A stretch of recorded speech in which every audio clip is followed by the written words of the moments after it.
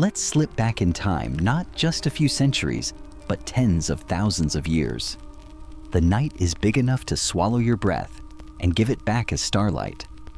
A breeze combs the grass into dark rivers. Jackals stitch the edges of your hearing, and the fire behind you pops like someone quietly applauding your courage. You probably won't survive this, honestly. Most of us panic when the Wi-Fi drops, but for a moment, you're stepping out with the first feet that dare the edge of the map. So before you get comfortable, take a moment to like the video and subscribe, but only if you genuinely enjoy what I do here. Tell me where you're watching from and what your local time is right now.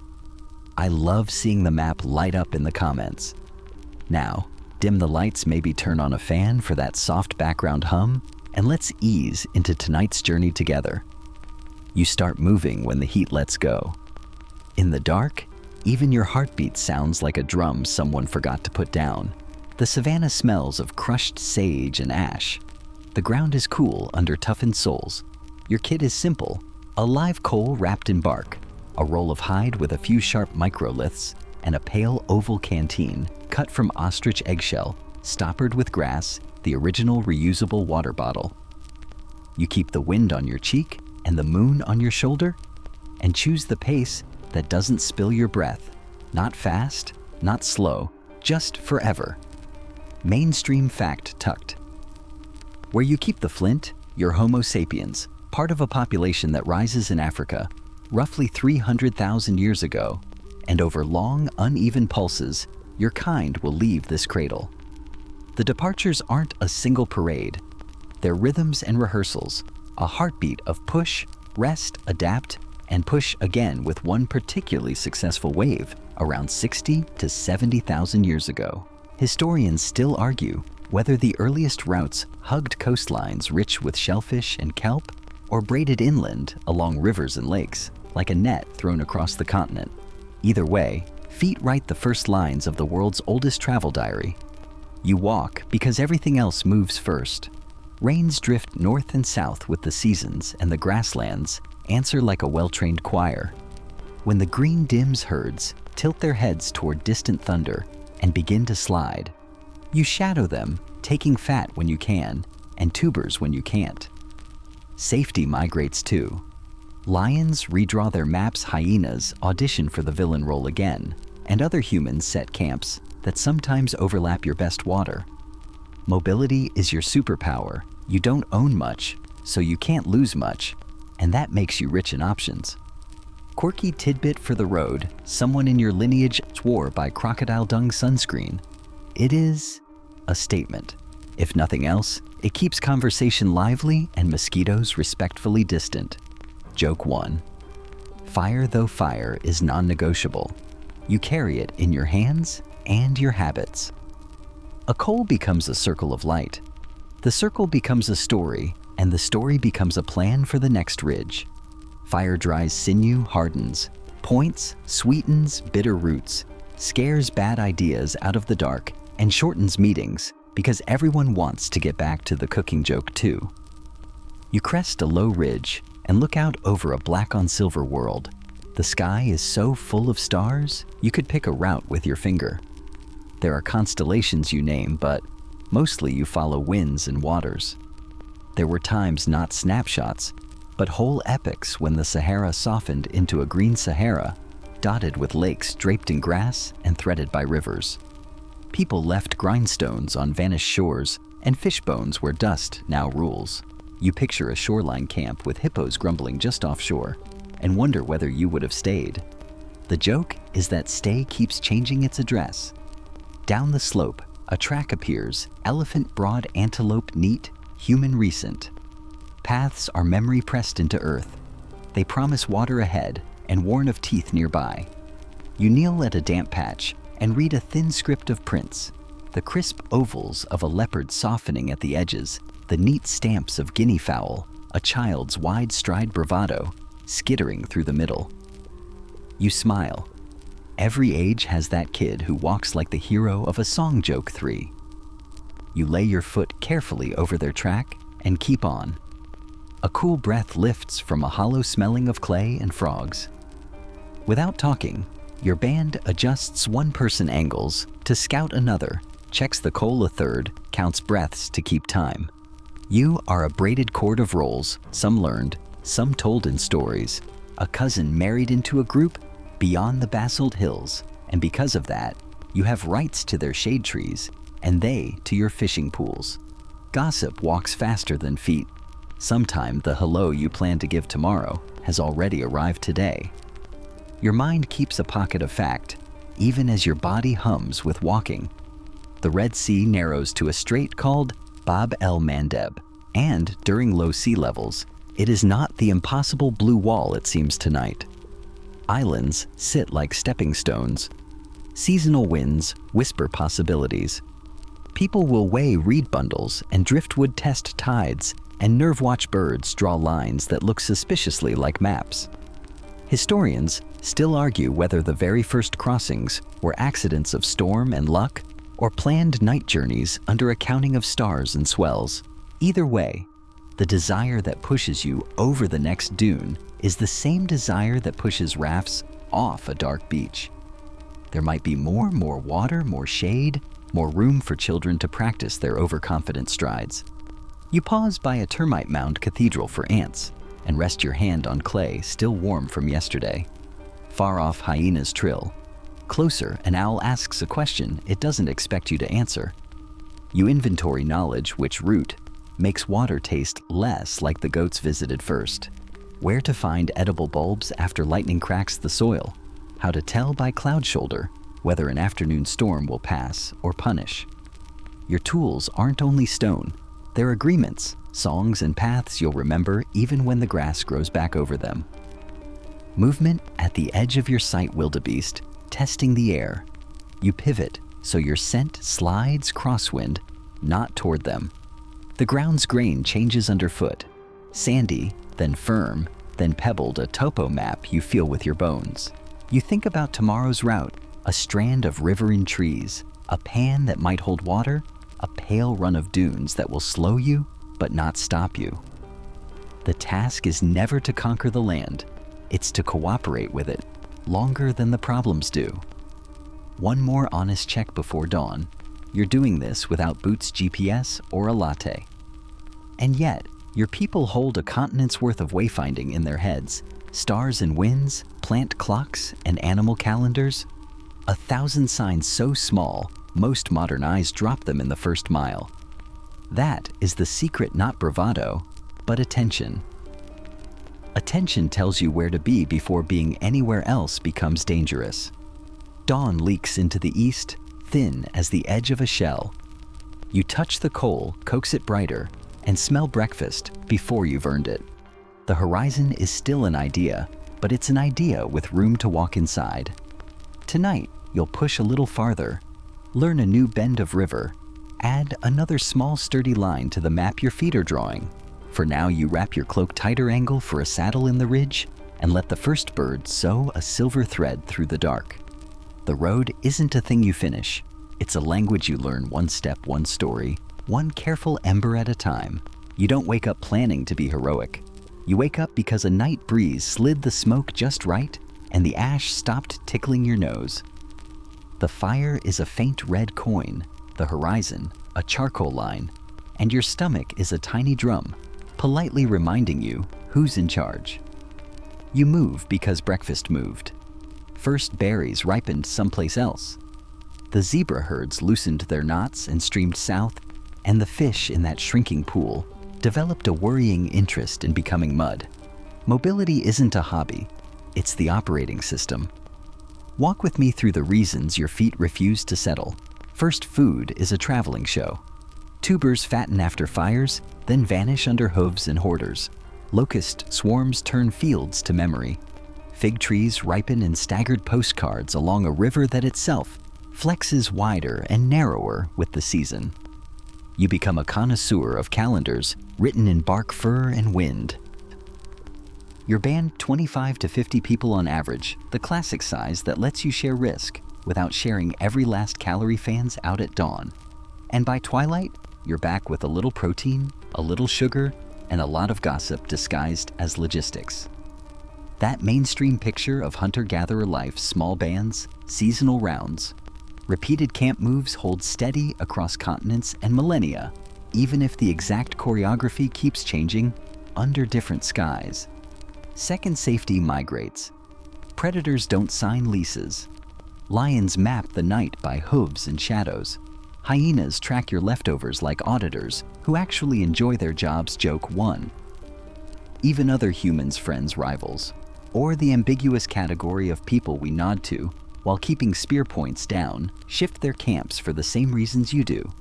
You keep moving to keep space, and space buys time, and time is how you turn small problems into manageable stories instead of emergency legends. Third, energy math. You're basically a heat-dissipating endurance machine on two springy sticks.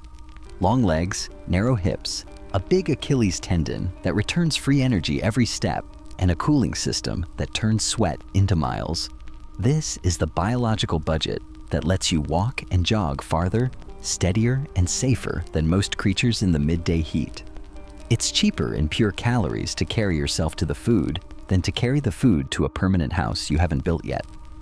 Anthropologists talk about residential mobility versus logistical mobility. Sometimes the whole band shifts camp to where resources are clustered. Sometimes small teams dart outward and bring the goods back. Historians still argue whether early Homo sapiens leaned more on entire camp moves in open savannas and more on satellite forays in forested mosaics, or whether it was simply a constant remix tuned to the week's weather and the mood of the river. Fourth, curiosity pays. Information is a nutrient with no weight. A new spring behind a dune, a stand of trees that fruits a week earlier, a cliff with honeybees that prefer being smoked at twilight. These are upgrades. You learn them by going. The world is an enormous classroom with terrible seating, but excellent field trips. Why is there a black line on the horizon, you ask? Then you walk and discover it's a wildfire scar, which means fresh shoots in a month, which means grazers, which means meat, which means fat, which means babies. Sleep and the elders sing longer songs. Curiosity might not fill the basket today, but it fills every basket after that. Of course, curiosity also invents the prehistoric version of a detour. Let's just see what's over that ridge, you say. And 3 hours later, you've founded a new branch of the family joke too. Fifth, stuff is heavy. Your camp is an orchestra of light instruments, a few stone cores and microliths, a couple of bone awls, a hide bag stitched with sinew rolls of cordage, an ostrich eggshell flask, a burning coal wrapped in damp bark. You keep your technology portable because your life is portable. Fire is a portable factory. Resin is a portable glue. Knowledge is a portable everything. Tools that travel mean you can step into a new valley and build a life before the sun loses patience. Here's a quirky tidbit that survives into modern times and likely echoes into your deep past, a wild bird. The Greater Honey Guide literally calls humans to honey. In some places, you whistle back and forth and walk together. It leads you to a hive, you smoke the bees, break the comb, share the bounty, and the bird gets the wax and larvae it craves. It's a cross-species road trip with snacks. If that isn't a 5-star review for Keep Walking, I don't know what is. Also remember that crocodile dung sunscreen from last night's camp? You still pass on that. Curiosity has limits. Step by step, you're practicing energy economics without spreadsheets. Carrying capacity here dips. A half-day's walk there peaks. You trade distance for predictability risk for a fuller pantry. Rivers braid and unbraid. Lakes breathe in and out with the rain belt. Windy ridges trade shade for visibility. Your feet are your hedge fund, diversified across terrains and seasons. Joke 3. If the figs miss their cue, the coastline is staging mussels. If the coast churns with storms inland, pans glitter with fresh water. Single points of failure make bad camps and great cautionary tales. You also move for social reasons that masquerade as travel plans. Someone's cousin lives 2 ridges away and knows a trick for smoking fish that leaves your hands less sticky. A marriage alliance opens a safe path through a narrow valley, and turn strangers into in-laws who will lend you a net and expect your stories as interest. Gift exchange networks, shell beads, stone from a distant outcrop, a brilliant red ochre are more than pretty. They're receipts that say, "We were here, we're connected, we'll be here again." If you settle too long, those strings slacken. If you walk them, they hum. Of course, staying put has its temptations. There are seasons when a place is so kind you think, why not build a world right here? Sometimes you do for a season 2, a handful of moons, and you leave behind a ring of post holes, a carpet of flakes, a midden that scholars one day will photograph from every dramatic angle. Historians still argue whether brief base camps during fat seasons were the first soft rehearsal for later sedentary villages, or whether they're just what you get when a patch is so good it magnetizes human laziness. Either way, the feet win again when the rains roll, the insects riot, or the predators take the hint. At midday, you walk in the heat that turns other animals to shade. You loosen your pace where the ground breaks into stones, shorten your stride across dune fields, lengthen it over hardpan where wind combs sand into ripples. You ride like music. Your ears memorize distances, how the slap of a reed bed means hidden water, how the dry clack of palm fronds means dates somewhere near, how hyrax screeches on a cliff means safe handholds if you have to climb. You never say you're lost. You say you're learning a larger map. And tonight, when the fire writes its soft amber circle on the dark, you count the day, not in miles but in solved problems. A flank of meat looped to smoke racks, a basket of bulbs sunk in coals, a new path pinned in your mind by an oddly twisted acacia and a toothy crescent of rock. Someone jokes about inventing sit-down distances so you can brag and rest at the same time. Someone else falls asleep mid-sentence and dreams of a shallow bay bright with shellfish. You listen to the wind and think again how movement spreads risk, so thin it can no longer find your name. That is why your feet refuse to settle. Not because home is lacking, but because home is plural. A string of places that take turns being kind, a moving festival of season and story. You don't wander to be lost. You wander to stay found. The day writes itself in wind. You taste iron in the air before you see clouds, smell petrichor. Rolling ahead of the rain like a wary animal, feel every blade of grass lie flat, and then stand back up like an audience that missed its cue. You walk with your ear tuned to thunder and your eyes tuned to the way distant light flips mountains from blue to black. Following water is following life. Following wind tells you where that water will be tomorrow. You travel as if the sky were a slow drum, and you can sense the next beat through your skin long before it lands. You keep to the edges where green lingers, longest streamside alleys pans that still cradle last month's storm, and narrow saddles where low clouds snag and wring themselves out. You know, because 1,000 grandparents taught you without ever saying the word that Africa's rains slide north and south with the seasons tugged by the invisible hinge of the intertropical convergence zone. When that hinge swings far enough during certain long cycles, the Sahara breathes in and becomes a wide grass-scented country with lakes, rivers, and hippos arguing about everything. Mainstream fact: this wasn't a one-off miracle but a recurring pattern. During humid phases across the last couple 100,000 years, the Green Sahara opened corridors of savanna and wetlands, and during dry phases, those doors closed again under dust and dune. Your band moves inside those pulses the way fish move inside a tide. Rains open corridors, then close them. You surf the openings. One season, a chain of shallow lakes lies like stepping stones across what later will be hot, humming emptiness. Another year, a valley bursts with acacia blossom and weaver birds, then dries to thorn and rumor. You build memory palaces out of clouds. Anvil tops mean afternoon. Downpours, streamers mean dry downbursts. Towering cumulus means someone is about to tell a very exciting story about lightning, and you should move your bedroll accordingly. If your modern weather app crashes well, this one runs on wind and has infinite battery. Joke 1. Wind is a teacher that never stops talking. The harmattan arrives like a dry singer carrying the taste of distant places on its tongue. Your lips chap. Your hair negotiates a ceasefire with static.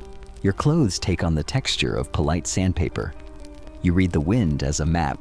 The grain on dunes spells the prevailing flow. The crescent horns of barchans point downwind like discreet arrows. The slip faces are soft stairways your calves complain about, but your root loves. Under certain gusts, the sand begins to hum the famous singing dunes, so the desert provides its own travel playlist, whether you asked for it or not. Joke 2. Under your steps, science hums, whether you name it or not. Tiny wobbles into the Earth's orbit and tilt slow rhythms that take tens of thousands of years shift those rain belts. When northern summers catch extra sunlight, monsoons push north and the Sahara greens. When that light slackens, the rains retreat, dust lifts, and the desert returns with a memory of every footprint it swallowed. The well-known African humid period blossomed after the last ice age and faded roughly 6,000 years ago, but earlier humid windows far older also opened paths across North Africa and the Arabian Peninsula. You don't recite the jargon, you walk the consequences. Evidence is everywhere if you know how to listen. Caves drip out histories, lake mud keeps diaries. Shells and fish remains turn up in places that now hiss under wind. Your lived method is simpler. Frogs sing from invisible puddles. Dust on the horizon turns to a low silver line. Thunder flattens the air, and the smell of lightning makes even the elders pick up the pace. After big rains, winged termites burst upward like a handful of thrown rice. You hold baskets under the cloud and catch dinner while the storm does your grocery run. Joke 3. Quirky tidbit to pocket beside last night's honey guide. Far to the west, small crocodiles once persisted in Saharan Gueltas rock pools, fed by old groundwater long after the broad green phases ended, and older rock art shows their larger cousins swimming across lakes on open grassland. If deserts can hide crocodiles, they can hide gifts for walkers who know when to look. And yes, crocodile dung sunscreen remains a hard pass. We're committed to safety, not to that. A question always trails your heel. When water invites, where do you go first? North along a Nile floodplain. A green ribbon on brown paper where flood pulses beat a calendar into the land east, through the Sinai Notch, where winter rains swell, springs, or south and east toward the narrow straits of the Red Sea that in colder lower sea days shrink and scatter islands like breadcrumbs. You test each fork in different seasons and years, mapping not just paths, but rhythms. You trade stories with neighbors who did last year what you might do next. Strings of ostrich eggshell beads travel faster than feet and mark safe passage between bands. A bead is a pocket-sized promise. We were here, we're kin enough to share shade will return. Sometimes the wind betrays you. It paints the sky with dust and hides the sun, and your sense of direction becomes an inside joke shared by the horizon. You shorten the march, tighten your line, and run your hands along rock to feel a ridge's memory of north. The world shrinks to 5 paces, a kettle of char, and a chorus of coughing. You wait. Travel is choosing the right hour more than the right path. Wind is a clock you respect. When the dust finally drops, you step out of your small orange tent of air into a blue so clean it feels like water for your eyes. The record of your choices will outlast your names. Grindstones ring old lake margins. Harpoon heads sleep in soils far from any present fish.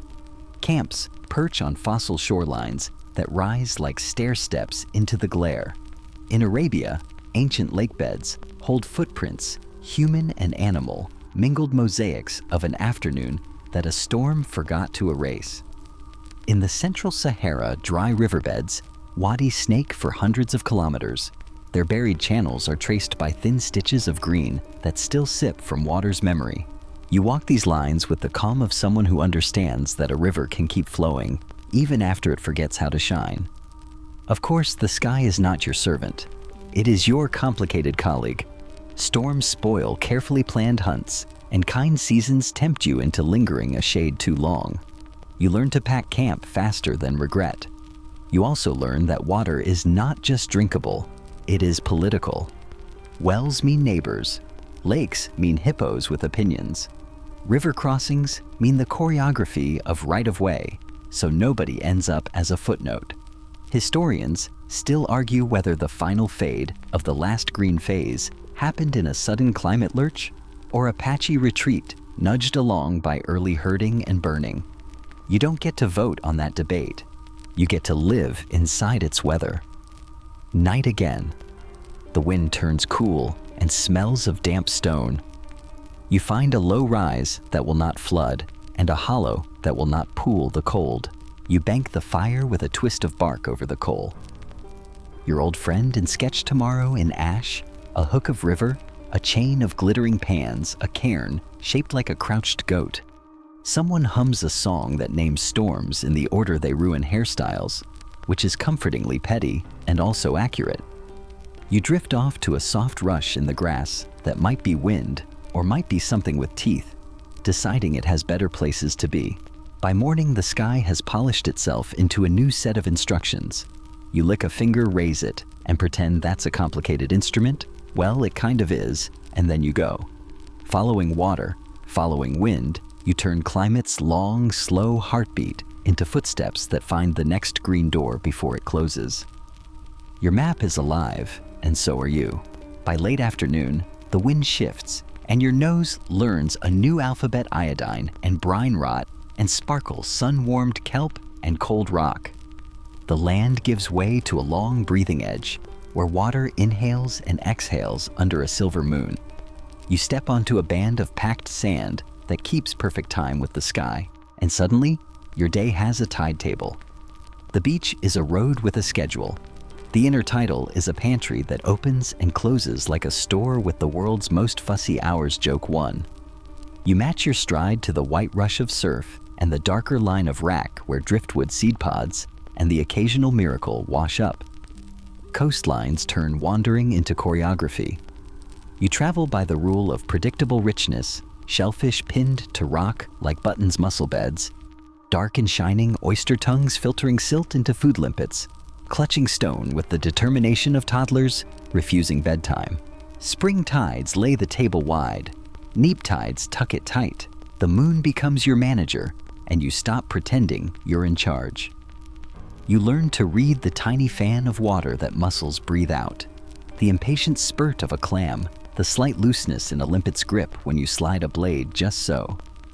You build fish traps of stones and crescent arcs, so the tide brings guests in and forgets to take them home. You still carry your coal for smoke and warmth, but much of dinner arrives pre-seasoned. Mainstream fact: to anchor your sea breath long before you leave Africa for good. People like you are already living coastal. Along South Africa's shores, sites such as Classes River and Pinnacle Point preserve deep layers of shellbone, and hearths clear signatures of repeated shellfish, harvesting tens of thousands of years ago. At Blombos, abalone shells cradle pigments in what looks suspiciously like a paint kit from around 100,000 years back. Ochre ground fat, blended shells used as tidy containers. The coastline isn't a side quest, it's a main road, and it teaches precision. Fire bakes grit from shell to lime. Stone edges learn to flick and pry. Baskets learn how to drain fast and not smell too offended later. You travel light here but not empty.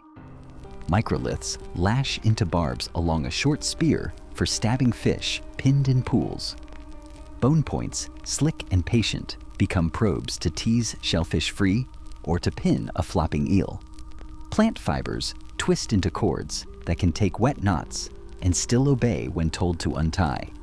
Seaweed becomes rope wrap, even an impromptu platter when someone insists a presentation matters to taste. Joke 2.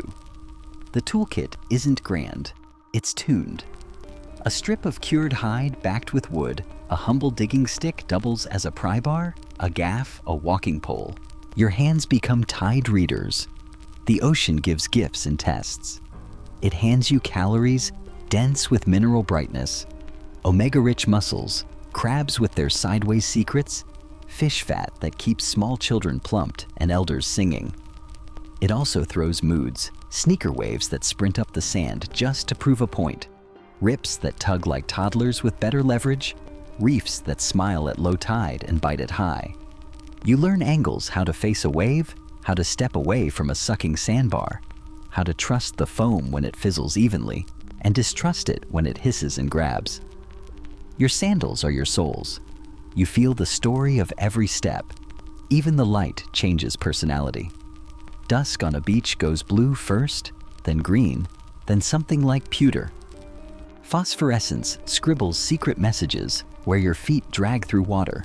Each step writes a comet and erases it. You make camp behind a dune out of the wind's straight punch, but within earshot of the surf's long, even breath. Salt crackles fat on hot stones, and the smoke smells like the word home said with a wet accent. Someone strings shells small, nefarious, glossy, and precise into a necklace that will travel farther than any single person tonight. A promise bead that will later show up far from its native shore as proof that coasts can meet in a handshake of trade. Quirky tidbit to slip between your beads and your pry knife gulls are the hyenas of beaches, unlicensed auditors of your picnic with excellent timing. You cover the catch with kelp and sand. They hold a meeting 2 meters away and vote to wait you out. Joke 3. Less silly but wonderfully odd. Some shorelines fog in the evening, and clever hands stretch nets of grass or reed to harvest dew drinkable drops shaken into a cup before the sun burns them into rumor. You add it to your ostrich eggshell flask, our beloved ancient thermos, and toast the moon for the bonus sip. As you edge along this glittering seam, the road ahead seems simple. Follow the richness, keep the moon's calendar, read the swell, but the larger picture is a tangle of timing and terrain. When sea levels fall during cold pulses, wide shelves emerge, building temporary plains of sand and lagoon that invite camps and children and the kind of stories that need extra hands to tell. When the ice melts and seas rise, those camps drown their fire-scarred stones and shell middens, tucking themselves into archives for future divers and geologists. Much of your true path is now underwater. Historians still argue whether the earliest outward waves hug a narrow ribbon of coast, the way guidebooks love to draw, or simply orbit within a few days' walk of the sea, zigzagging inland to lakes and back to tide as opportunities open and shut. They also argue whether the southern coastal route across Arabia and the Indian Ocean rim was the dominant highway, or just one braided strand among rivers and savannas that also carried your cousins ahead. You pass cliffs tattooed with seeps, where fresh water softens rock into cups you can dip. You memorize the look of cliffs that crumble into sinkholes disguised as pretty. You teach the children to step where you step and ask why, so they can step without you soon. Your nights bloom with trade a polished shell, trades for a nub of resin from inland. A story about a low coral spit that reliably corrals fish swaps for the location of a cave that never floods and always carries a breeze.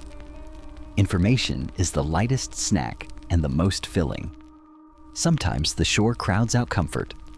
Mangroves crowd your ankles with knuckles of root. The mud suctions your steps with vulgar enthusiasm. You learn to read crab hieroglyphs and mudskipper gossip where the burrows cluster. The ground will bear weight. Where the sheen looks oily, the mud will argue. You step onto firm sand with a small sound you pretend wasn't relief. Beyond the mangroves, a rocky point strings the coast into a new run of pocket coves, each with its own personality. One loves limpets, one keeps mussels, one hides nothing but offers a view that makes someone declare you should camp for the vibes. You do not. You walk. Evidence trails you like a tidy shadow. Lines of stone in the intertidal simple walls, coaxed from boulders, betray fish trap habits that recur across oceans and millennia. Piles of shell-marked dinners, the way crumbs mark bedtime stories. Charcoal in dune hollows will, in a far future, tell someone your fire burned driftwood and that you ate both shellfish and small fish, and that you cooked enough to feed a band, not just a lonely soul. You're not a myth. You are a measurable rhythm, And yet, the coast is also a gateway. Follow this Indian Ocean arc, long enough past Arabian headlands, brushed by winter rain along Gujarat's tidal flats, skirting Sri Lanka's bright edge through the lacework islands of Southeast Asia, and stepping stone possibilities multiply. Some nights you watch the line of an island rise like a whale and settle into certainty by dawn. Someone starts counting stars between beacons, naming currents as if they're old friends who mostly keep appointments. Historians still argue whether early sea crossings out here were bold plans, or luck turned to strategy storms, shoving rafts, then memory turning accidents into routes. Either way, the moon stays your clock and the foreshore your map. By moonset, the tide has fallen to a hum. Your hands smell of kelp and smoke. Your hair has invented a new style called wind. You smear a little charcoal under your eyes because glare is rude. Decline any offers of crocodile dung sunscreen because you enjoy having friends, and slide your bundle higher on your back. A dark bar of reef waits 2 coves ahead.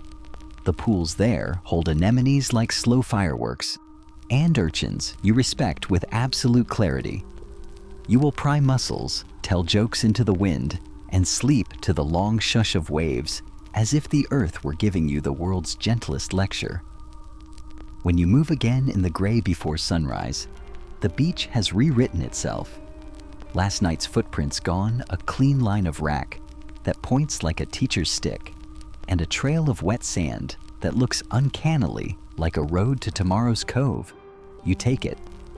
Shells click in your pouch, the moon sets with professional grace, and the sea keeps telling you the oldest promise it knows: come back in 6 hours. I'll open the pantry again. You reach a headland that pinches the world into a blue throat.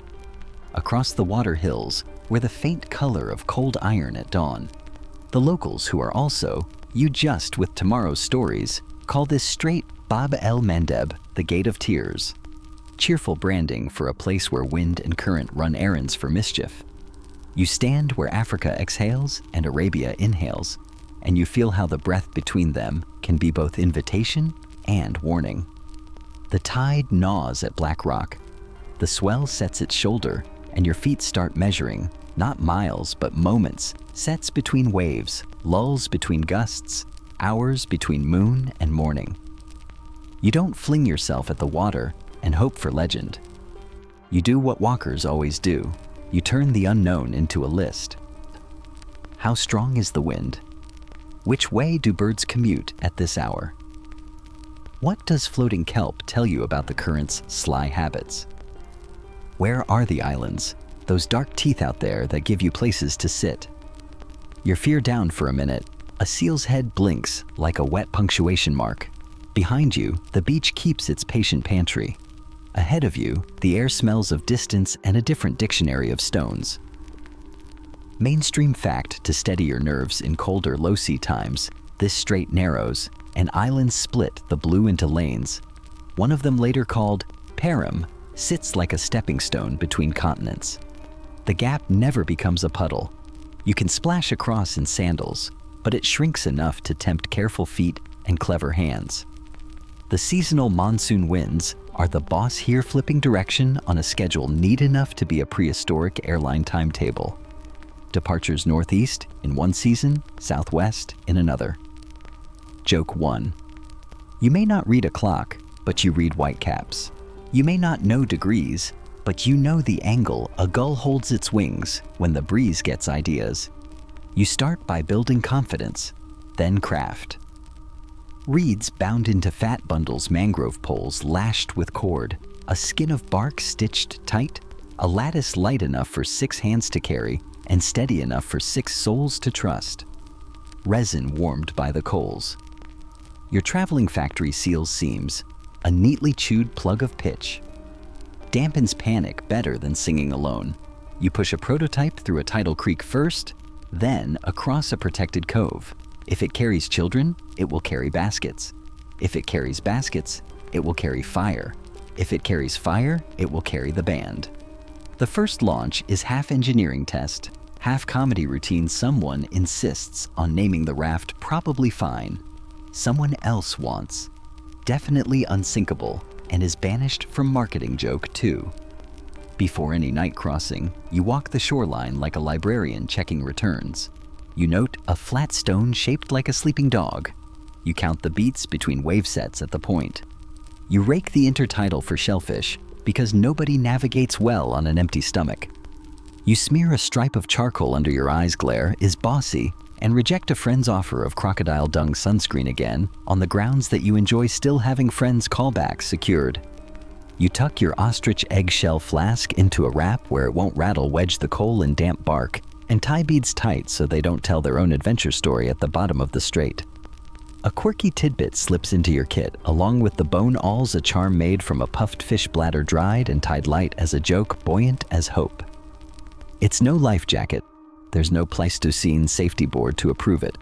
But talismans are technologies of the mind, and the mind rows as hard as arms do. Joke 3. You also watch birds. Frigate birds in turn scribble their hunger over schools. The lines they draw in the air can mark slicks and current seams that act like invisible sidewalks. You'd prefer to walk on water. You'll settle for walking where water walks slow.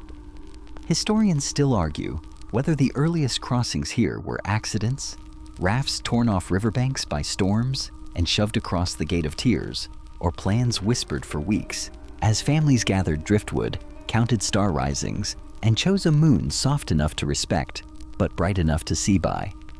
They also argue whether those first successful bands hugged Arabia's coasts in a tidy ribbon of shellfish and shallows, or braided inland toward Springs Lakes and the highlands where winter rains comb the rock into drink. You don't solve their debates. You create their evidence. You move, and in moving, you scatter clues, a hearth on a headland, a napped flake of stone whose parent cliff belongs to yesterday's continent, a shell bead that will later glitter far from home soil. You push out at slack tide when the sea breathes between sentences. At first, the raft feels insultingly small, then obedient, then inevitable. The water is a cold hand that never quite stops touching you. Your paddles bite, your shoulders burn. Your voice becomes as a metronome that keeps time better than fear. The islands rise like punctuation. Comma, comma, semicolon, each one a pause to wring your skirt to count the coals, to pretend you're admiring the view rather than calculating drift. A current catches you off guard and slides you along a seam that makes no visual sense. You learn the trick everyone learns when the sea nudges aim at what you don't want, so you land where you do. Halfway across the world simplifies. The coast behind you is a rumor. The coast ahead, a promise. Sky-water breath stroke. The moon lays a silver road you fully do not trust. So you pay attention to the slap of the wave against the raft's left front corner, the tiny change that says the wind has shifted a finger width, to the taste of salt when a gust arrives 2 heartbeats ahead of Whitecap, to the pattern of light that says a cloud is about to babysit the stars. You don't have instruments. You have senses tuned by practice, which is an instrument that never runs out of batteries. Landfall is not a trumpet. It's a smell, a sudden draft of dust, spicebush, and warm stone. Pebbles knock under the keel. You step into water shin deep and brace the raft, while the others pass bundles hand-to-hand tools. Nets the pouch of red ochre that turns handprints into signatures. The egg flask cool and uncracked. The coal still stubbornly alive. You will not be the band that lost the fire on a night like this.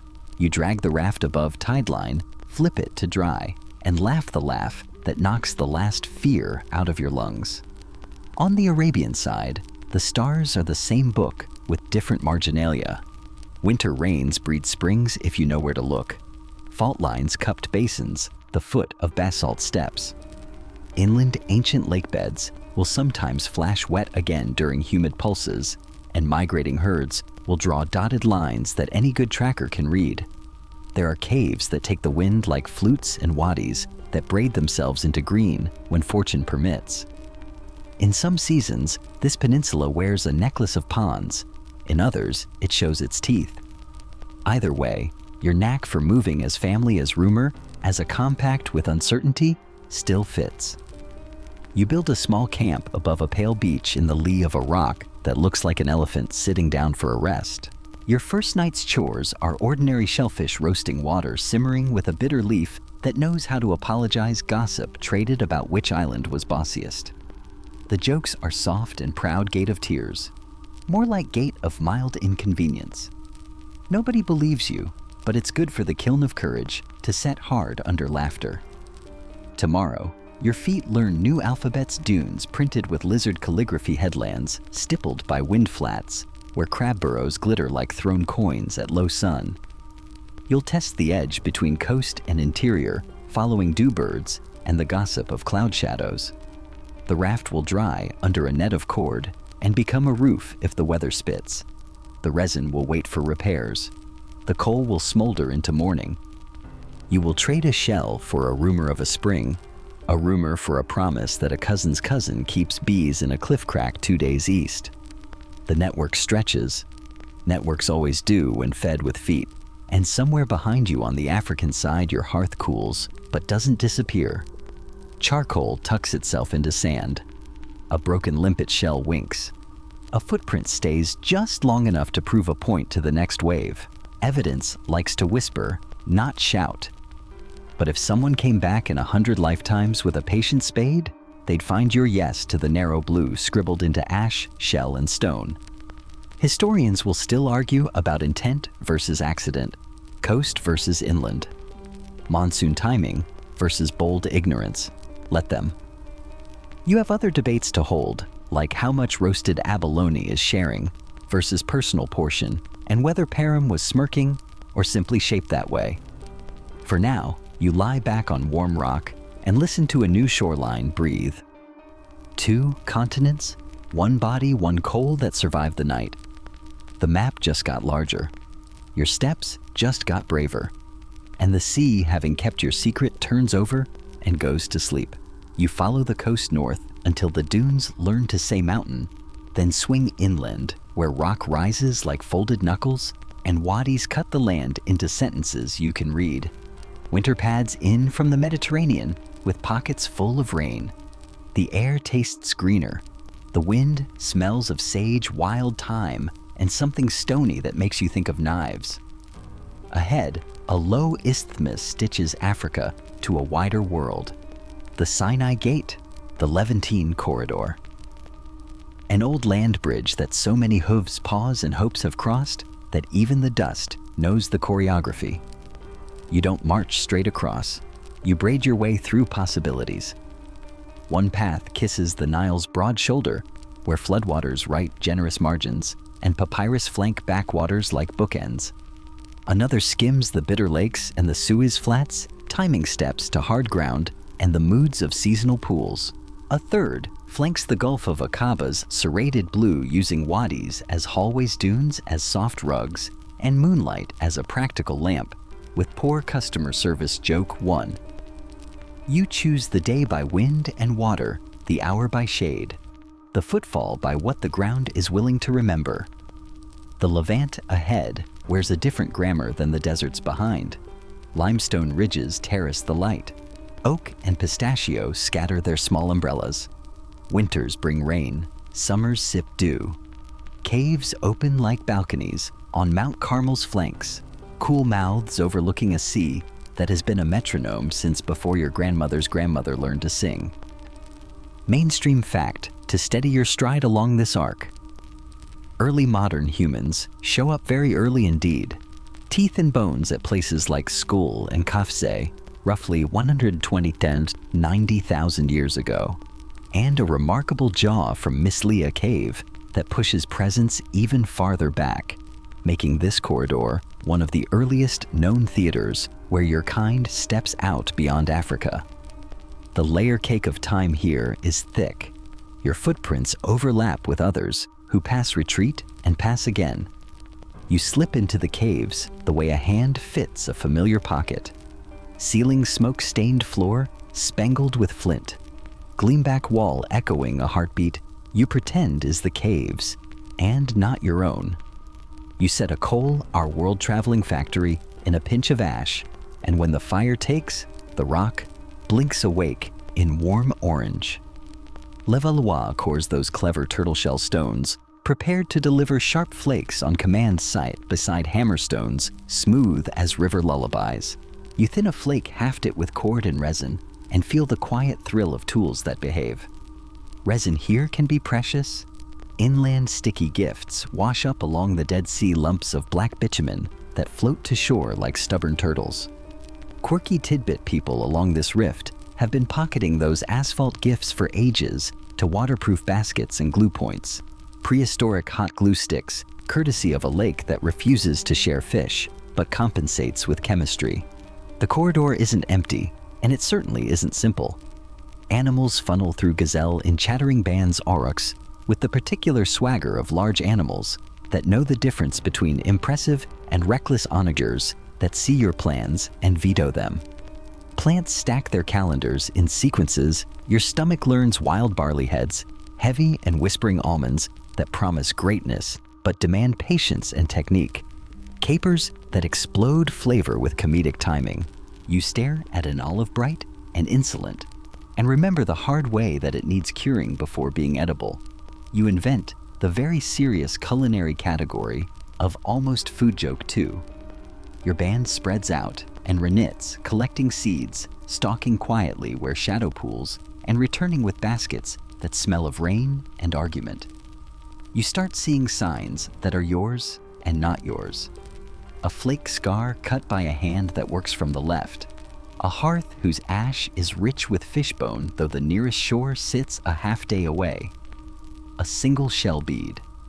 Hello, old friend, rubbed soft by skin and time. The Levant has always been a contact zone, a narrow, fertile zipper between Africa and Eurasia. Historians still argue whether the early Homo sapiens, who camp at Skul and Kafze, represent a wave that later ebbed, displaced by climate shift, or by other humans, or whether thin threads persisted here, weaving into the later larger dispersals that sprint tens of millennia afterward.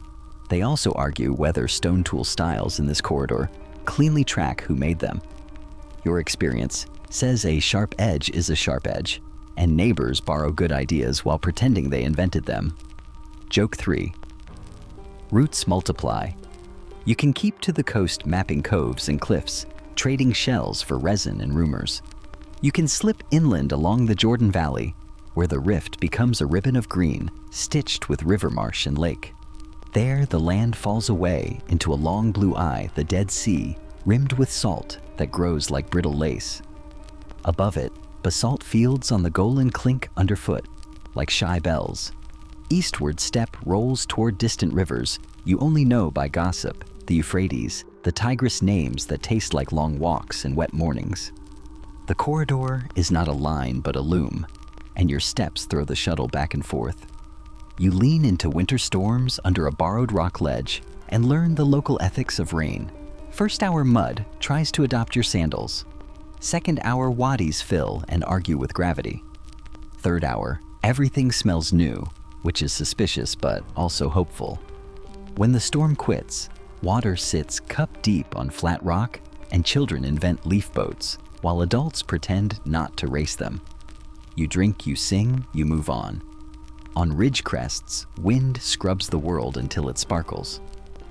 In time-scented hollows, you collect snails that will later be a patient, peppery treat. You sell to the children as time-rich food. The rocks keep a gossip column of their own. In certain cliffs, brown smears mark the communal latrines of rock hyrax, little rabbitish creatures with big opinions and the geological work ethic of accountants. Their urine hardens into glossy crusts that build up for generations. You learn to spot those pale stains as, yes, this rock is home. Yes, this path is used. It's a low comedy of wayfinding, but it works, and the hyrax do not send licensing fees quirky enough to keep. You prefer their signage to anyone's suggestion of crocodile dung sunscreen, which remains firmly in the "we will not be reviving that trend" bin. Callbacks are how the mind keeps its toolkit in one place. Evidence of old roots keeps glinting in odd places. Obsidian chips, whose parent volcano lives far away. Red ochre grounded soft as breath. Groundstone hints of seed processing, long before fields begin. You aren't farming, you're flirtatious with plants. A patch of wild barley boughs with such generosity that someone plucks the heads, and later someone else glues a handful to a stick with resin and chewed fiber, inventing a proto-sickle that leaves your hands less cut and more proud. We should do that again, you say, which is how every important technological tradition starts. Night in the corridor has its own ceiling. Bats thread the dark from cave to cave. Foxes draw lines across the slope as thin as eyelash. You sit in the cave mouth with your back warmed by rock and your face cooled by air, and you eavesdrop on a coastline you cannot see, but can hear counting its tides. In the embers, you press a flake against a stick and drip a saliva-softened bead of bitumen onto the join. The bond holds. Portable technology meets portable road. You will not have to start from scratch at the next camp. In the morning, you climb to a saddle that overlooks both sea and valley, both now and next. Trails cross below like braided hair. Some belong to gazelle, some to onager, some to people you haven't met yet. You're in a place where paths don't just meet, they negotiate. You step into the negotiation with your best manners, gifts, ready jokes, ready caution ready. Your beads carved shell, drilled tooth. The odd bit of soft stone are more than pretty. They're passports. A shared tune at a fire becomes a safe pass through a narrow wadi next season. A traded fish smoking trick becomes a reason to stop by, even if the fish are stubborn. The corridor, for all its fertility, still demands respect. Summers can crisp the grass to memory. Winters can drown your impatience in sudden floods. But for walkers like you, this narrow band is a miracle, a green thread that sews continents together. You pause at noon to split a fig, to chew a sprig of fennel until your mouth tastes like tea, to listen for the distant mutter of surf and the nearer gossip of a small stream negotiating stones. The day is warm on your shoulders, cool in your lungs, gentle on your knees. For once, the world feels briefly ergonomically designed. By twilight, a cave takes you in again. You rake coals forward, lay a fish on damp leaves, and tell the kind of small joke that makes a hard day turn soft. Overhead, the stone ceiling grows constellations of soot and sparkle. You look out across the dark and feel how the corridor doesn't end. It only opens to Anatolia's plateaus, to Mesopotamia's rivers, to paths that will braid east and north. Feet, once again, are writing in a script that lasts longer than names. Tomorrow, you'll choose another Thread Valley ridge or shore, and trust that the loom knows what it's doing. You're not the first to cross here, and you won't be the last. But right now the map is listening to you. Step lightly. The world is paying attention. Your pack is not heavy, but it is loud with ideas. Every item mutters a promise, fewer scraped knuckles, fewer wasted hours, fewer we have to start from scratch mornings. On the trail, your tools aren't trophies.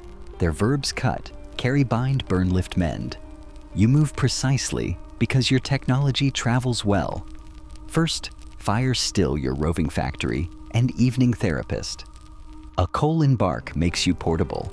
A friction drill hearthboard. Spindle bow makes you independent when rain sulks and your coal dies of boredom. You keep tinder in a wrapped pouch. Dry grass shredded inner bark, a whisper of resin. A single spark turns an empty valley into a kitchen, a clinic, a kiln, a classroom. Mainstream fact.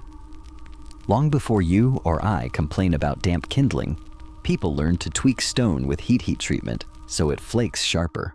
On South Africa's southern coast, silica-rich stone like silkreet gets baked on purpose in ancient hearths. After that, it behaves like a well-mannered chocolate bar under the napper's hand. Hot stone, better edges. Fewer bad words when a flake runs wrong. Joke 1. Second glue. You walk with chemistry braided into your kit.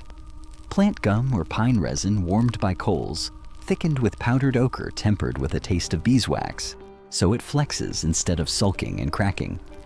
You smear it on a shaft, shouldered. Just so press a flake snug bind with sinew or fiber and sing to it while it cools, because singing helps you hold still. Compound adhesives are not a party trick. Their composite tool magic blade plus shaft becomes spear microliths plus reed become a serrated point.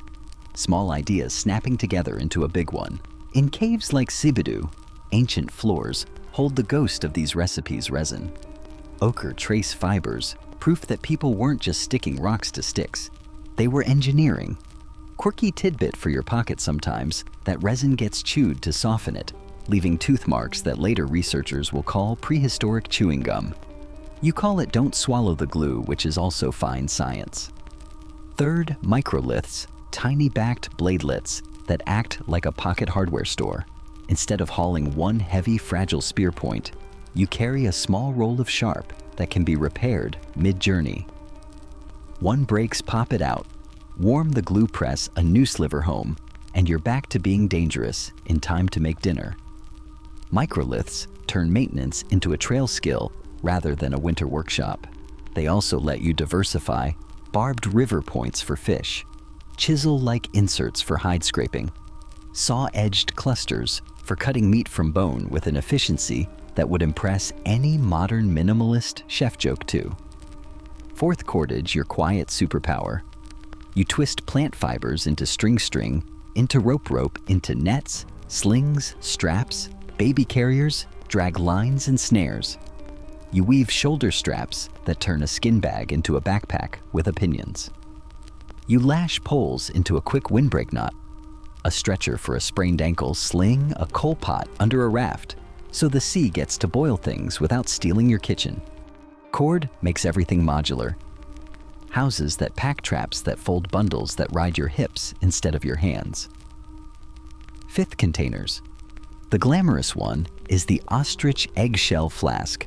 Hard light, surprisingly chic. A neat drilled hole, a grass stopper, a fiber net or leather cradle, and look at that, you've engineered water to go. You scratch crosshatch marks on the shell, partly because it looks good, and partly because marks help you count. Historians still argue whether those engravings are tallies, group signatures, or someone's idea of pretty geometry. But everyone agrees a canteen you can decorate is a suspiciously modern joy joke. 3, with style. Baskets do the rest. Shallow scoops for shellfish. Tight coils that carry seeds without sulking sand into your stew. Big bellies that let you move camp in 2 trips instead of 4. 6th, edges and bones. Levallois cores. Those turtle shell preforms still ride in your pouch for predictable flakes. Blade cores join them, long slivers snapping off like thoughtfully designed splinters. Bone adds finesse, awls for punching holes in hide. Spatulate polishers for finishing. Barbed points that read rivers the way you read clouds. You don't have eye needles yet this early, but you do puncture and thread with sinew teasing. Hide into shaped clothing that hugs rather than drapes a quiet revolution when wind has teeth. Tailoring and layered outfits will bloom later in colder countries, but the habit starts here, cut to move stitch to last carry to repair. 7th, pigments. Ochre in every shade of sunset, mixed into glue to make it tougher dusted onto skin to cut glare and morale issues, smudged into marks that tell a group we're us, even when you're scattered along a beach. Shells become paint pots. Stones become palettes. Fingers become brushes that will leave mysteries on cave walls and shells. Mainstream fact tucked into the color people have assembled ochre kits with abalone shells and grindstones for a very long time, proof that planning, mixing, and saving materials is habitual. It's not only art, it's maintenance recipes you can carry. 8th, maps you can hum. You can't fold a paper world, but you can carry a sung one. A sequence of place names and water timings. A rhythm that says, walk 4 songs to the spring that smells of iron, then turn where the dune looks like a sleeping dog. Memory techniques, beats beads, knots, scratches, turn routes into playlists. Historians still argue whether certain incised stones and tally bones are hunting counts lunar trackers, or just, I was bored waiting for the fish, but your lived reality is simple stories are storage. You don't have to haul on your back. 9th, shelters that collapse into verbs. A few poles, a skin, a run of cord, A smart angle to wind, that's a house. Add a digging stick to trench the edge if rain has opinions. In reed country, mats roll and unroll. In brush country, branches arch into ribs and wear a thatch coat. The rule is universal. If it takes an afternoon to build, it must take a heartbeat to pack. 10th food tech. Stone boiling. Drop hot rocks into a skin of water to cook roots without turning your pot into a self-cleaning ashtray. Earth ovens. A pit hot stones, damp leaves, patience by dusk.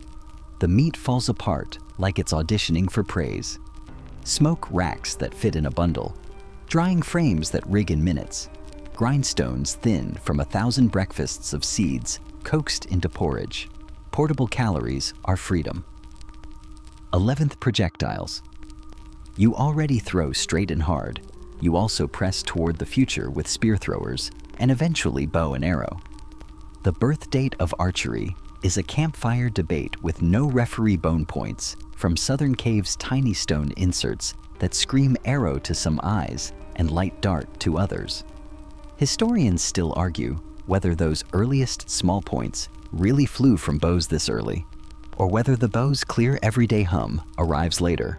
Either way, your toolkit bends toward do more with less mass, which is why you can walk all day and still hunt at dusk. 12th, medicine and maintenance. Charcoal for stomachs with regrets. Clay for stings, chewed willow bark for the kind of ache that makes jokes sound louder than they are. Sinew shrinks as it dries tightening bindings. Rawhide lashes learn to behave if you soak tie, then let the sun be your shop foreman. A sliver of flint becomes a lancet. Smoke becomes a flyban. A smear of fat keeps your feet from turning into a complaint column.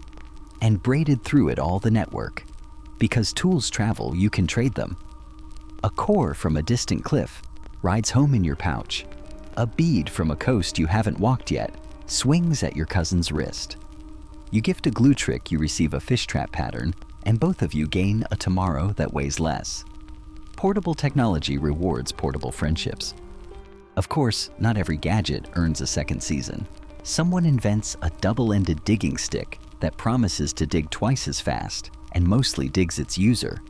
Someone else pitches a revolutionary crocodile dung sunscreen and cannot find investors because you'd like to keep your friends and your pores. The tool roll prunes itself. What remains are compact, repairable, swappable parts, the grammar of mobility. By moonrise, your camp is already half-packed in the way you place things. Coals banked in bark. Pots scrubbed with sand. Cord coiled, not dropped. Points inspected by firelight and touched with a whisper of fresh glue. The future sits in a tidy bundle you can lift in one hand. In the morning, you'll shoulder verbs cut, carry, bind, burn, lift, mend, and your steps will leapfrog river to ridge to shore without a single reset. That's the secret. You don't move because you lack a home. You move because you own a toolkit that makes home wherever you stop. You plan your day by listening to hooves you can't yet hear. The ground is a rumor mill, and every blade of grass is a headline about where dinner plans moved overnight. You keep your stride lazy-looking and efficient, saving the sprint for the 2 seconds when it matters and the hour after when you pretend it didn't. Your ego is strong, your calves stronger. Seasons pull strings, herds dance, you follow the music. First come the grazers. Gazelle pricking the air with ears like punctuation. Onagers sketching escape routes. Oryx handwriting white flashes across heat. After them roll the heavier paragraphs aurochs with the mass of a bad decision and the dignity to pull it off wild asses, flat as wind-red deer where the hills gather mist. On the far grasslands of another latitude, you'll one day shadow reindeer and bison. On the living deserts here, you time your walk to camel-foot neighbors only much later when people add humps to history. For now, you keep pace with animals that let you read the calendar by ribs at the end of the dry season. Lines show and temper shorten. After the first green-up fat melts over flank like a promise. Mainstream fact, to tie your feet to a date in northern Arabia's Nifu Desert around 120,000 years ago, a damp window left lake edges muddy enough to hold the briefest diary. Human footprints braided among elephant, and camel prints. When the lakes gathered people and herds gathered, when the water blinked out, everything walked on. That's you, not a straight migration, but a seasonal braid tightening and loosening with rain. The Levantine corridor behind you breathes the same rhythm, winter green, summer dry, so your wear is made of when. You read herds the way you read tides. Calving seasons sharpen your attention. A newborn's first wobbly path means easy meat for everything with teeth, including you if you're quick and careful. Rutting seasons warn you that large animals have temporarily joined a fight club with no referees. Fish runs in estuaries work like inland tides, silver bodies aim upriver, and your stone weirs those crescent traps you love yawn politely. Termite flights after a storm turn the evening into slow snow. Baskets blossom under the cloud, and supper falls in protein with wings and zero attitude. Berries stagger their ripening along a valley, so a single band can turn weeks into a rolling harvest. Your calendar app is a berry bush with push notifications. The update notes are rain arrived. Please enjoy joke 1. You don't chase blindly, you anticipate. Wind off far grass comes sweet and damp, telling you the green up started there 3 sunsets ago. Dung shifts from bitter to grassy, from dry pellets to shiny statements of opinion, letting you know when to hurry and when to stroll. Tracks widen as herds relax into rhythm. They tighten into darting script when lions rehearse their villain monologues in the tall grass again. You plan your ambushes where terrain signs. You plan a nick in a ridge that squeezes speed, a bend in a wadi that turns momentum into hesitation, a line of low stones you stack into a "isn't that a coincidence" drift fence. Historians still argue whether people as early as you organized big formal drives, like later cliff jumps and desert kite corrals, or mostly read the land for small, precise ambushes with quick returns. Either way, you keep the family fed by matching your stride to the pulse, not the poster. Not every pulse wears fur. After rain, desert truffles push the soil into little domes, terfazia light as jokes, and twice as welcome. You watch for cracks for rodent diggings that got excited before you did, for a smell like wet bread hiding under sage. A child with ridiculous eyesight points, and you dig lifting a beige brain that will steam in coals by dusk and make even the elders agree that today knew what it was doing. Quirky tidbit secured, crocodile dung sunscreen still rejected on grounds of taste friendship, and an ongoing commitment to not smell like a cautionary tale. Your day becomes a beadwork of windows. In the morning, a crossing is firm, where a river hauled its silt into a shallow fan. By noon, the sun climbs and the mud forgets its manners. In Spring Mountain, passes lose their cornices for 3 brief weeks. In autumn, reed beds lower their green flags and show you paths like warps on a loom. A lagoon mouth opens under the tug of a spring tide and shuts on a neap. You sleep nearby and set your weir when the moon says now. The road is less a line than a sequence of timed doors. You learn to arrive at each exactly when it apologizes and lets you through. Feet are historians. They write what they know. Then the wind edits. You still watch for stories. The wind forgot to finish dew-darkened prints at dawn. The crisp sugar edge of a cloven hoof. That means made after midnight.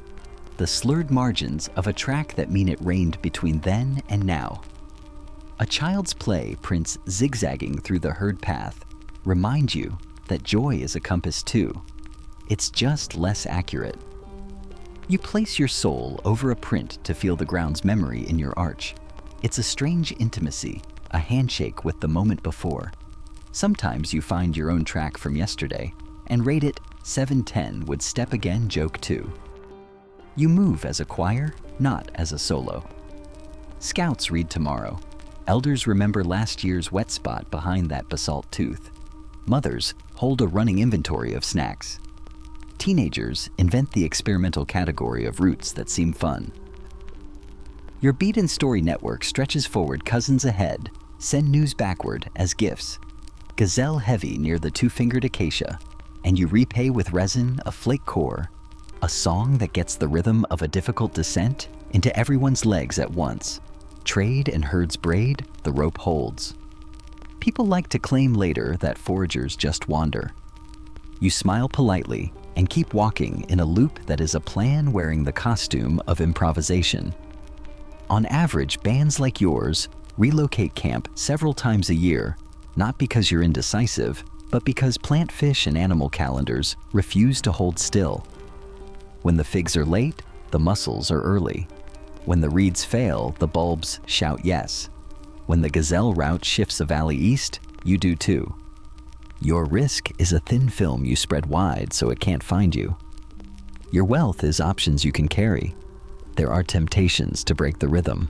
A fat season in a valley whispers, stay, build, own. And for a moon or two, you half listen. Smoke-tanned hides pegged neatly storage pits that imply you trust the future to behave. Then, hornflies learn your names, lions write their own tenancy agreements, and the river moves the furniture after a storm. Mobility isn't romance, it's realism with comfortable shoes. Even jokes follow seasons. In the dry, you keep a standing bit about how many locusts equal a goat answer. Don't test this at home. In the wet, you joke that the hyenas formed a praise choir for your weir because even they appreciate quality engineering. Someone quips about inventing a "no hooves allowed" sign. The gazelle ignore it with professional grace. Joke 3. At dusk, the herd's murmur travels ridge to ridge like a low hymn. You pick a sleeping place that a flood can't surprise and a wind can't bully. You bank your coal, yes, the same stubborn ember, from the gate of tears, from caves and coves, from 100 breakfasts with damp bark until it breathes slow. A skin bag of seeds becomes tomorrow's porridge. Strips of meat lean into smoke until they forget the word spoil. Your ostrich eggshell flasks click softly decorated with crosshatch marks that mean what you need them to mean, counts paths, or just the simple reminder that useful things can also be beautiful. Historians still argue whether early walkers like you nudged landscapes with fire on purpose, encouraging tender shoots and easier walking, or mostly rode the lightning's fires, opportunistically following new green like well-mannered opportunists. You won't settle the argument tonight. You'll thank the spring grass that fed the gazelle, that fed the smoke that feeds your dreams, and you'll sleep with the sense that the world is a giant, complicated clock whose hands are hooves, wings, blossoms, and tides. When you wake, you'll listen again for hooves you can't yet hear. You'll put your souls on a ground already humming the next verse. Fat fruit fish, window, window, window, open, cross, close. The song goes on. So do you. The fire draws a soft circle on the night, and as always, the real roads appear. Voices, laughter, the exchange of favors wrapped in stories. You travel on feet, yes, but you also travel on gossip. Campfires are prehistoric Wi-Fi with better security. You need to be physically present, and the password is a bowl passed left. Joke 1. In that circle, strangers become neighbors, neighbors become in-laws, and a path you've never walked suddenly feels familiar because someone mapped it in words and beads. You trade small things that carry big meanings. A strip of resin smells of a distant grove. A flake core gleams with the color of rock you've never seen. A string of ostrich eggshell beads ticks softly like a friendly clock. Those beads are more than pretty, each disc drilled ground and polished by hands that had other things to do. Mainstream fact for tens of thousands of years. People in Africa and beyond made and wore such beads, and some traveled astonishing distances from their sources, just as obsidian from far volcanoes turns up in the Levant and East Africa, proof that exchange networks stitched camps together long before someone invented the word network. At places in Kenya's Rift Valley, even as early as around 300,000 years ago, toolstone moves far from its home pigments, show up where rock is wrong for them, and the archaeological floor reads like a market day cleaned up too fast. Around fires like this, you practice a slow, generous technology called delayed reciprocity. You gift a bead today, and months from now, the The bead returns as a sleeping place, a tip about a dependable spring, a cousin willing to guide you through a thorn maze without collecting your skin as tax. The Kalahari will later have a name for this Hexaro, but the engine is older than any label move value. Lightly keep relationships heavy. Your bracelets become portable promises. Your shell pendant tells someone in a valley you've never seen that you have friends they respect. Laughter oils the gears. Your evening skit about the hyena that tried to pronounce please when begging meat earns you a spot at someone else's pot later. Humor is social currency with excellent exchange rates. The elders trade origin stories like recipes, different spices, same bones. Children drift asleep on laps that don't match their mothers because kin spirals outward here. Aunt is a job description, not a surname. Marriage is logistics with poetry. You marry out exogamy makes bridges instead of walls, and those bridges are highways for news. A cousin from Far Dunes arrives with a way to bind microliths that survives 3 more throws. You send back a song that counts a dangerous slope into safe, even steps. Bring the new method. When the figs ripen, someone calls as your guests shoulder their packs at dawn. That's a calendar invite oral edition. Quirky tidbit for the circle: sometimes the rock itself smells like a perfumery's secret hyraceum. The glossy fossilized urine of rock hyrax has a musky note when burned. Later, people will bottle it as perfume. But tonight, a sliver tossed into the flames turns the cave into a small, smug temple. You nod as if you planned that you did not. And no, you still do not accept the traveling salesman's pitch for crocodile dung sunscreen. Friendships matter more than SPF experiments, and you'd like to remain huggable. The gift circle is also an information market. You inventory rumors the way you sort points: reliable, promising, decorative. A trader from a salt pan 2 valleys north describes a headland where spring tides trap fish with no effort. You pay for that sentence with resin thanks and a promise to pass the knowledge along unedited. A woman from the basalt fields shows a cordage twist that won't slip when wet. In return, she takes home your trick for smoking meat with driftwood that won't leave the fish tasting like a campfire apology. The light weight of these exchanges is the point. You can't carry 100 favors on your back, but you can carry a dozen in your head and let your feet cash them in. By firelight style becomes a passport. A bead drilled from nacerious shell gleams on a wrist far from any shore. A red ochre streak on a cheek matches the hue from a quarry 3 days west. A twist pattern in a headband quietly declares, "I'm with the people who sing the rain backwards." Mainstream fact in the sparks. Specialists later will notice bead sizes and drilling habits, clustering by region, drifting through time, and sometimes traveling intact across long distances, social signals with legs. Historians still argue whether such style packages map tightly onto specific groups, or whether they're fashion waves sloshing across open country. But everyone agrees they point to minds that curate identity on purpose. Power in the circle is elastic. If someone tries to turn helpful leader into professional boss, the camp invents corrective comedy teasing, eye-rolling awaiting silence that makes bullies look foolish. Call it reverse dominance, call it we don't do kings here, call it the oldest HR department on earth. Either way, the result is mobility with dignity. Decisions decide themselves when the coals are raked flat and the jokes have done their work. Stories do more than pass the time. They pin the map to memory. You sing river sequences like nursery rhymes, build song lines that let a child walk 3 valleys. By melody alone, remember which cave? Drafts in winter and which spring tastes of iron by tucking those facts into a myth about a lazy lizard and a generous cloud. Your playlist is a compass. When 2 bands meet, you test harmonies. If the choruses lock the paths, likely do too. Trade items are weirdly honest. Obsidian tells anyone with eyes where it was born. Its geochemical signature is a permanent return address. Shell beads whisper coast, even when they ride a shepherd's neck hundreds of kilometers inland. Resin brands itself a tree. Ochre's color betrays a hillside. You build trust by not lying with materials. From the far spring behind the sleeping dog dune, you say? And the color in your hand nods along. Fraud exists.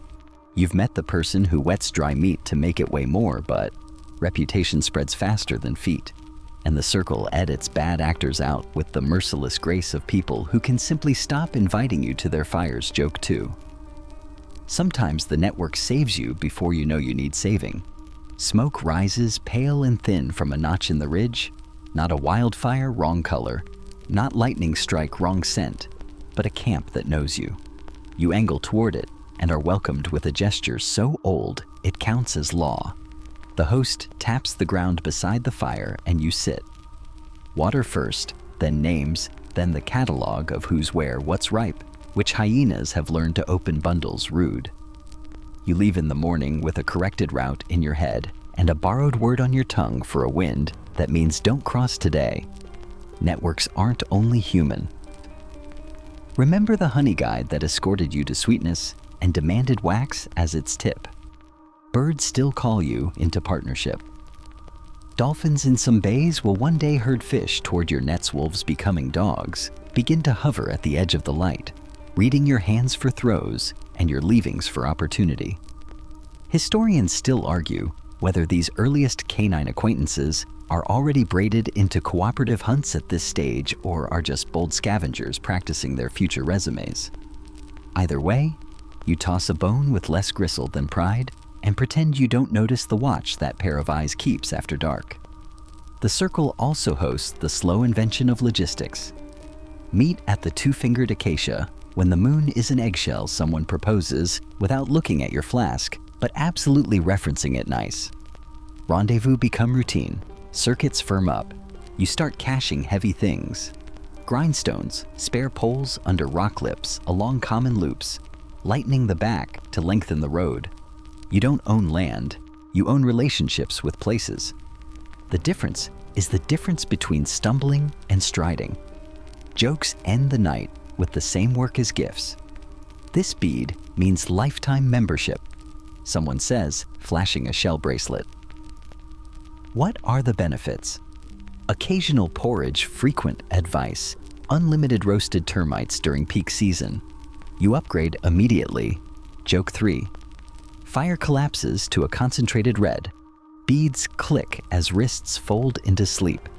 The coal guardian of continuity gets its damp bark tucked just so.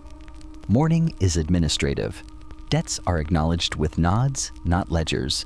Roots are set with fingers, not fences. A young couple drifts toward a band that sings in a key they like. Parents pretend not to notice and then pack an extra pouch of dried figs. Two elders swap walking sticks for luck, which is also data about whose knees are honest this season. You shoulder your bundle and step onto a path now padded with invisible favors. Walk on. Somewhere ahead, there's a headland named in a story you only half remember and a valley whose nickname will make sense when you smell it. Between here and there, the gift circle stretches like a rope you can't see, but can absolutely trust. It doesn't make the land flatter or the wind kinder, but it turns miles into meetings and meetings into maps. That's how you stay found when everything moves.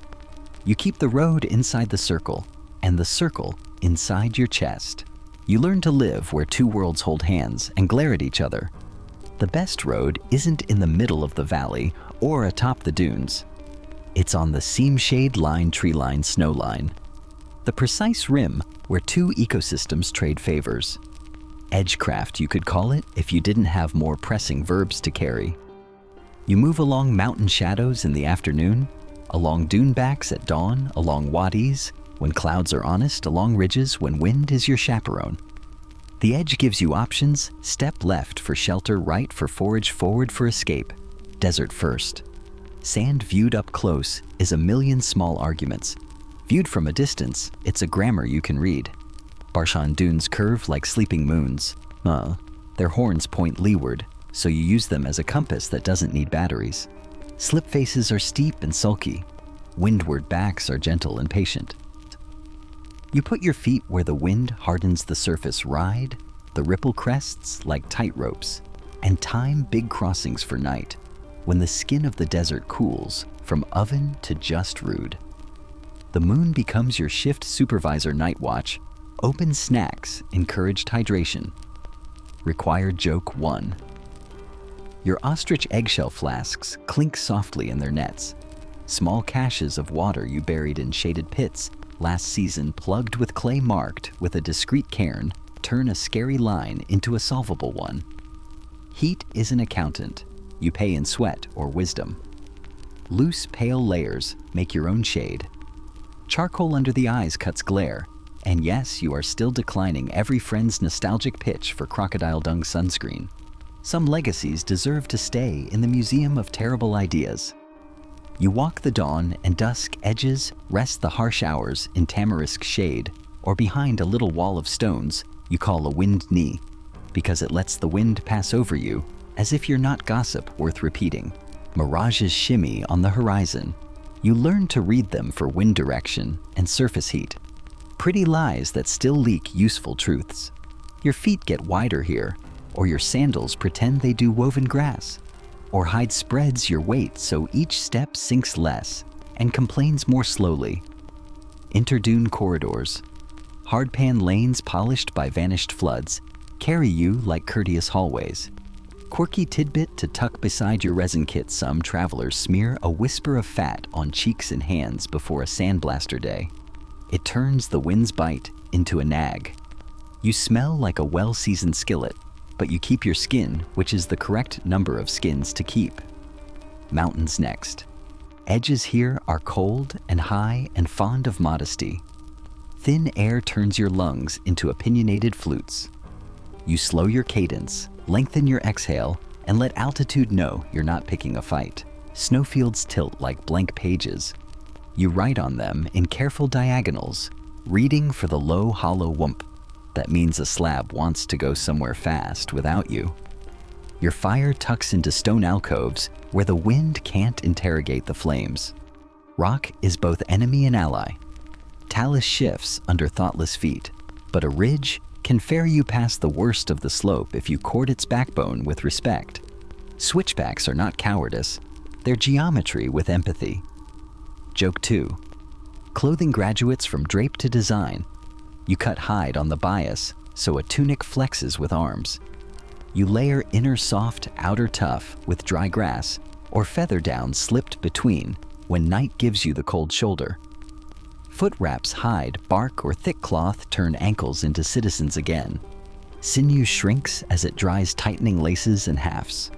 Rawhide straps stiffen into honesty when the wind freezes a lie. You stitch by firelight with bonals and the patience of someone who likes having toes. Food for edges is compact and bossy. Dried meat nuts, fat lumps wrapped in leaf packets. A sack of parched seeds that become instant porridge with a stone-boiled splash. Juniper tea cuts the taste of altitude out of your tongue and sneaks in a little comfort. The coal old friend small sun rides in a clay-lined shell, so even a howling pass can't steal the spark that turns a shelter from heap of things into home. Mainstream fact to steady your stride.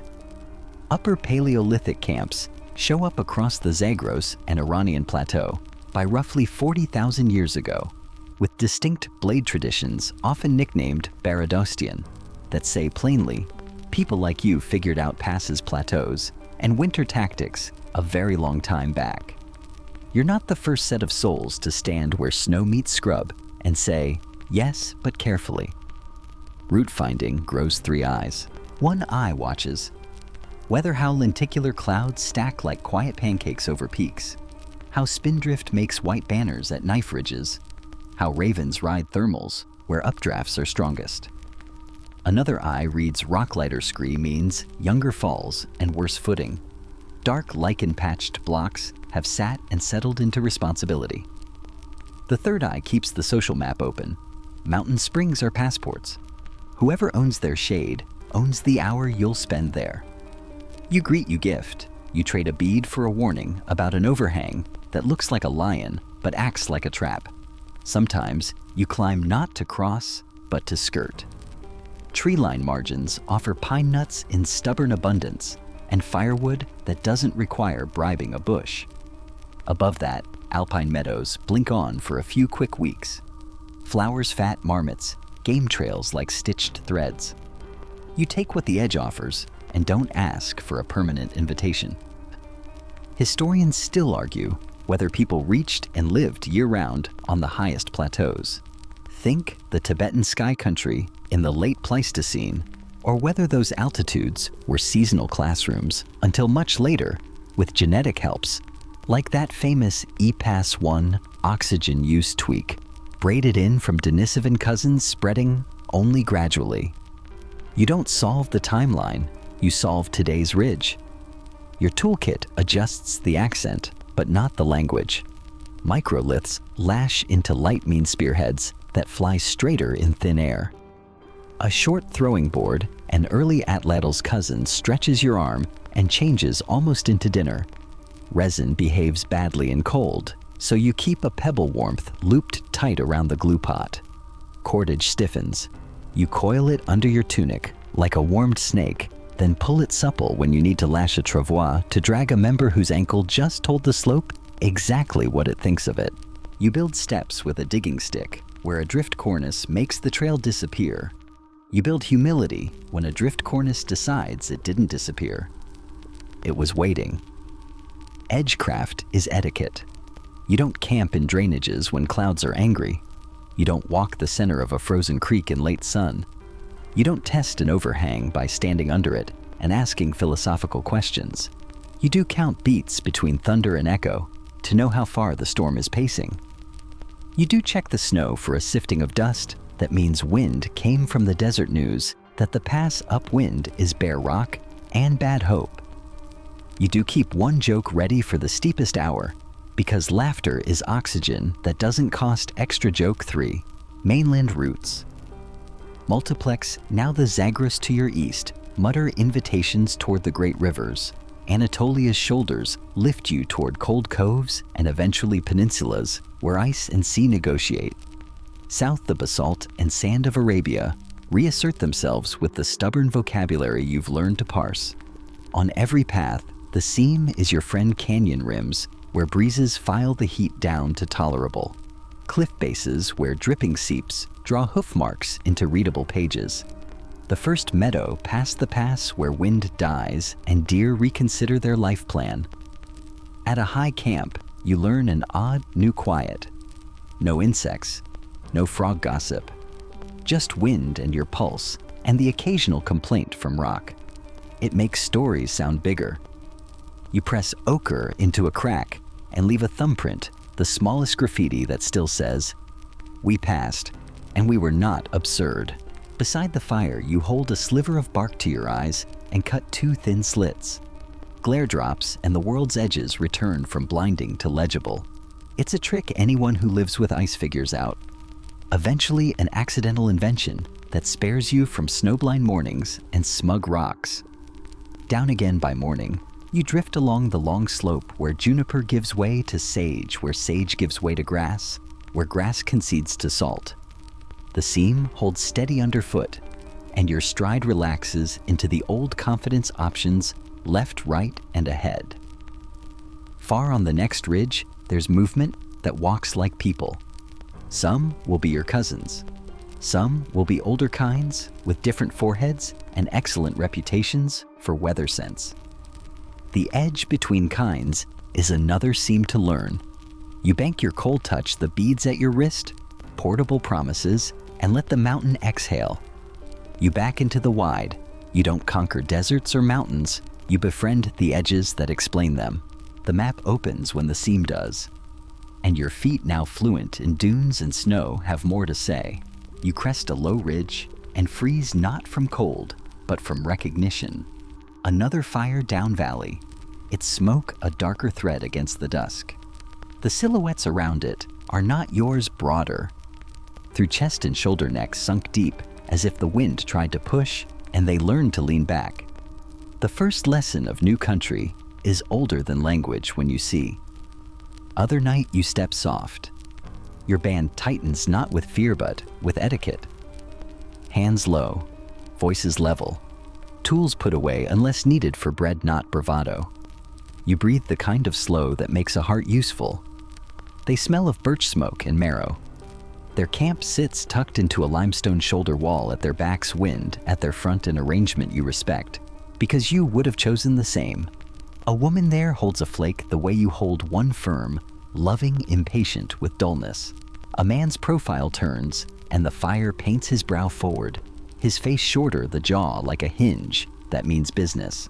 Neanderthals, your cousins, of the cold edges and oak valleys. You've followed their tracks before along the corridor and the uplands. Now you meet the track makers. You try the oldest greeting, open palms, empty hands, a piece of meat held out so the smell does half the talking. Joke 1. Meat translates, mainstream fact, to steady your breath. Your kind and theirs don't just share landscapes, you share genes. Most people beyond Africa will carry a small Neanderthal echo, call it a couple of percent stitched into skin immune system and sleep. Far to the east, your path will cross traces of yet another cousin, Denisovans, whose genetic footprints linger highest in some island and mountain peoples, including a high-altitude oxygen trick. Remember that EPAS-1 whisper that turns thin air from insult to invitation? Interbreeding happens in nights like this, across fires that start wary and end with laughter you don't entirely understand, but somehow enjoy. You read their toolkit as if it's a dialect. Heavy confident points, thick scrapers. Cores worked with that turtle shell logic you love, but angled to a different rhythm. And there, on a stone black glossy, faintly sweet when warmed birch pitch. They've cooked it from bark in clever oxygen-starved little kilns, a glue so tough it makes your resin feel like a friendly rumor. You trade a line of shell beads, small soft salted with your coasts, for a pinch of that pitch. It strings from stick to flake like spider silk dressed for battle. Quirky tidbit slides into your pocket somewhere in their country. Eagle talons have been clipped and strung claws worn as pendants. Old bones turned into old bling. You get it. Hands like yours want to carry stories where eyes can see them. Not every meeting goes smooth. You're both apex opportunists with calendars that overlap. A spring is small. A herd is finite. A cave only holds so many jokes. Some nights, your songs clash. Some mornings, footprints tell a story of, we camped here because you didn't, and you choose the polite art of elsewhere. Historians still argue whether the tool styles that bloom when your paths cross the Châtel Peronian, here the Eleusinian there, are Neanderthal inventions, inspired by your gossip, your own kits borrowed and bent, or two parallel minds solving similar problems under the same weather. You don't footnote, you coexist. Some encounters end in traded spouses and shared grandchildren. Some end in long detours that you pretend were scenic on purpose. Joke 2. You pay attention to how they move. They favor thick woods and steep damp. You favor edges and long corridors. They've perfected the art of staying warm without whining, and you graciously accept this masterclass. You show them tide tricks, stone crescents that empty neatly at dawn, the wrist flick that pops limpets with less profanity. They show you birch pitch recipes and the trick of sitting with your back to rock that has already learned to hold heat. You speak in nouns first, meet water child danger, and then in verbs give take come wait. Nobody speaks proto-sarcasm fluently yet, but you try. Joke 3. Under the same winter sky, your coal meets theirs on the same flat stone. Two embers, one future. You tuck your ember in damp bark as always. They nurse theirs under a slab like a sleeping mouse. Fire customs differ, but the principle is, religion do not lose the light that makes a plan possible. You share resin, they share pitch. Both of you share the silence that falls when a spark catches late, and everyone's throat is suddenly too busy to talk. You learn their weather by their shoulders. When they sniff and hunch, snow is already walking this way. They measure cold in a unit called layers you can still throw in, and they can butcher an aurochs so neatly the bones look flattered. In return, you entertain with coastal recipes, steam mussels under seaweed, smoke fish over driftwood that won't sulk into bitterness, and the children giggle at the bubbles in your boiling shells as if the water were laughing back. Not all the shadows you meet wear Neanderthal brows. Eastward in high country, where caves think hard thoughts, there are people you won't recognize in stone alone. You might never name them. Future bones will. Denisovans leave quiet artifacts and loud genes molars that look carved for giants, whispers that live in your breath when you climb. You will not sit a fire with the woman from the Altai, whose pinky bone will become famous, but the road you take will still pass her door. Somewhere between her mountain and warm islands, far south and east, your cousins mingle in ways the ground can't gossip about, but your blood will remember. Contact zones shape bodies and roots alike. After seasons of shared hunting, your throws change a hair. Your wrapped feet copy a lacing that keeps snow out without sulking your ankles. Their points lean a little leaner, your scrapers a little thicker. Children born of both fires grow into hips and chests that make mornings less judgmental. Epics later will pretend that peoples are pure lines. The truth under your souls is that roads crisscross like roots, and the fruit tastes like more than one tree. You keep your etiquette simple. Never walk into a cave mouth uninvited. Never drink a spring to the bottom. Never point with a point. Hold a baby if offered, because it is how people say, stay a while without asking you to pay rent. Gift circles stretch your beads. Find new wrists. Their pitch finds your shafts. Your songs weave a refrain you didn't write. Nights of shared watch are efficient diplomacy. Eyes take shifts while hands busy themselves with repairs, and mouths spill practical secrets at a volume that embarrassment can't prosecute. Sometimes you retreat. A valley's echo feels wrong. A cliff's shadow holds a smell like old fear. A trackway freshens in a way that says, we're not in the mood. Mobility saves pride as well as skin. You leave a token, half a bead, a bundled sprig of aromatic twig, so tomorrow can find today's good intentions. You move on with dignity and a small joke about we were totally leaving anyway because humor lets you keep your back straight. And there are nights you don't forget. Moon across snow, musk in the air from a herd slowed by weather, two bands moving in a broad crescent, as if someone somewhere drew a plan. A drive begins, not with a shout, but with the steady pressure of presence. Animals turn where you want more or less, and the first throw is good, and the second is better. And then there is the deep grateful discipline of making use of what the world gave. You hang meat in a shared smoke, you lay bones for marrow. You thank whoever taught the children to keep the dogs, those bold, hovering almost friends out of the drying racks. You fall asleep with smoke in your hair, and a joke about forming a cross-species union with very reasonable snack breaks. Your lawyer is a Hyrax. They bill in pellets. In the morning, prince, cross, and depart. Yours angle toward the seam you trust. Theirs sink into the thicket they know. You glance back and see a figure watching from the cave lip, hand raised in a gesture that needs no translator. You raise yours and go. Behind you, birch smoke climbs. Ahead, the wind folds desert into river, into shore. In your pouch, the pitch gleams black as a promise. At your wrist, a new bead clicks against the old, like two fires agreeing on tomorrow. You walk on, carrying more than you brought: a tougher glue, a better layer, a wordless pact that says strangers can be teachers, cousins can be mirrors, and a road can be a family when families learn to share a map. The world is larger by exactly one other campfire, no, by two. The one you left and the one you'll start tonight, with a coal that now knows both kinds of smoke. Islands rise out of morning haze like careful thoughts, and the sea between them is the kind of silence you can row across if your hands keep their manners. You step from a mangrove creek into brackish light and feel the tide grip your ankles like an old aunt saying hello.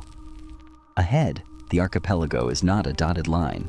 It's a braided sentence reef channel spit lagoon whose verbs are cross wait, watch, try again. You start turning trees and twine into the idea of a boat. You've done crossings before. Remember the Gate of Tears and your raft probably fine. She gets a refit.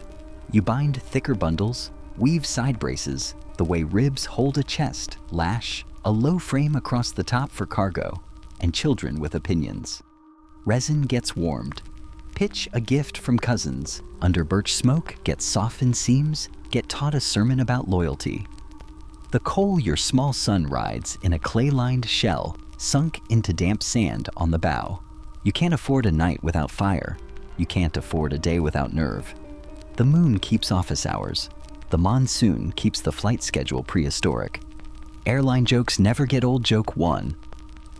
You walk your craft up and down a protected lagoon first, mapping where wind hides and where coral teeth wait. Birds do you the favor of honest lines, terns dive where fish huddle. Frigate birds write arrows along current seams. You learn to read the swell the way you learn to read dunes, a long, steady heave from the open ocean, a cross chop, hinting at far wind, a glassy slick, where two currents disagree and leave a slow lane you can borrow. You smell land hours before you see it. Wet leaf bat guano, the green metal scent of rain on jungle. At night, the sky is a crowded ceiling, and you steer by star risings you've practiced on beaches while sand cooled underfoot. Nobody gives you a stick chart yet. You carry the chart in your ribs, mainstream fact to steady your paddle. Even when the world's seas drop in cold times, the deep channels of Wallacea, those blue moats that cut Asia's animal realm from Australia's don't dry. The Wallace Line still holds. That means no matter how far the shorelines stretch, you must make true sea voyages, dozens of kilometers of open water, to reach Sahul, the joined Pleistocene continent of Australia, New Guinea, and Tasmania. People like you do it. By around 65,000 years ago, humans are living in northern Australia. Magid babies' deep ochre-stained layers will one day whisper that plainly, and rock art blooms on islands like Sulawesi more than 45,000 years back, proof that minds and hands, boats and stories all find footing here. You aren't accident-prone drifters. You're competent on purpose. Still, the sea likes to audition for trickster roles. Reefs lift on tides and crouch on lows. Channels sprint when the moon shows off. You time inter-island hops for slack water and shoulder winds skirt lee sides where whitecaps forget your name. Hold off at a headland if cloud bellies drop and the horizon goes steel. Historians still argue whether the very first passages into Sahul were lucky rafts swept by storm, or planned flotillas, multiple boats, multiple families aimed on star cues and bird paths. They also argue whether most travelers slipped along a northern route via New Guinea's then broad lowlands, or hugged a southern arc via Timor into Australia's northwest shelf. You don't settle the debate. You settle the raft and pick the hour. Nights pull you into their slow math. Paddle strokes set a metronome your breath agrees to. Children mutter themselves to sleep in the bow like small seas. Adults count clouds watch for the blacker black. That means an island interrupts the stars, and taste air for the leaf and mud note that says close. Even your jokes go quiet. Then a wave slaps wrong, and someone murmurs. That's just the sea trying to join the band without rehearsal. And the tension drops enough that you feel your shoulders again. Joke 2. The ember at the bow glows faith that floats. Landfall is always a smell first, then a sound surf, changing register under sloped sand. Parrots, scolding dawn geckos, clicking their approval of your choices. You beach on a coral grit that squeaks like fresh snow, drag the boat above tide line, and go through the ritual water fire food thanks. You pay the island with attention. Its reef rim says when to swim. Its lagoon weeds say where fish sleep. Its palms say how storms translate into fallen coconuts, which translate into fat, which translates into fewer bad moods. Your ostrich eggshell flasks clink against shell beads at your wrist, portable water meeting portable promises. You trade a bead for a rumor of a passable channel. The rumor pays out 3 islands later. Islands teach logistics like strict antes. A small one offers shelter but no fresh water. you laze in shade too long and pay in thirst. A big one offers rivers and pigs, but a jungle that turns your ankles into poetry. You learn to carry a fold of bark as a cistern, to wring morning dew from nets strung low in the night, to climb for pandanus fruit with a loop of fiber around trunk and waist. Best done when an audience of crab doesn't heckle. Quirky tidbit to pocket near your glue coconut crab's giant blue-kneed thieves will steal shiny objects from camp. They will absolutely test your bead loyalty program if you nap unwisely. The animal book rewrites itself by chapter out here. Komodo monitors slide like shadows with knives for tongues. Macaques manage facial expressions that indict you for crimes you haven't committed. Hornbills wear helmets and fly like punctuation marks. And far ahead, across that last insistently deep blue, lies a continent that hums with marsupials and monotremes. Kangaroos that box quolls with spotted gossip. Echidnas with opinions and needles. The moment your raft noses onto Sahul's shelf, the mammal cast list changes, and so do your tactics. Fire still works here. Stone still flakes stories, still persuade children to sleep. But tracks have new grammar, and plants insist you relearn taste. Your boats improve not because you build museums, but because you refuse to drown. You find that a longer waterline glides, that a slightly raised bow spares you one insult out of every 5, that a center brace eats wobble like a friendly animal. You figure out that a pole is quieter than a paddle in a mangrove, and that a paddle is kinder than a pole on a reef flat. You lash 2 hulls with a ladder of poles when cargo grows. You tighten the lashings where waves argue. You measure success by how bored the children are. That means the boat behaves. The social map travels too. Driftwood carries ochre marks from a camp you never met. A bead style jumps islands ahead of you. A fishing trick returns as a compliment months later. Rendezvous bloom. When the moon is the size of your egg flask hole and the tide leaves the reef flat, smiling will meet at the Black Rock Point. You cache pots in cave mouths salted with bat. You leave bundles of fiber on the leeward side of a certain tree, so families behind can braid rope without spending a day stripping leaves. The sea routes become kin routes. Your coal becomes everyone's morning tea. Danger remains a good teacher with harsh grading. Storms surprise, hulls split. A reef shows its teeth where you didn't pay attention. You learn to carry a spare bundle of dry tinder in a sealed shell like a reliquary. You learn the humility of lighting a new fire from a neighbor's coal when yours sulks out. Historians still argue whether crossings happened in rare giant pushes or as a steady pulse of families using monsoon windows year after year. The archaeology reads like surf a scatter. Hear a solid layer there, then a long low hush interrupted by a clear campsite that says, "We were here, we were many, and we came to stay."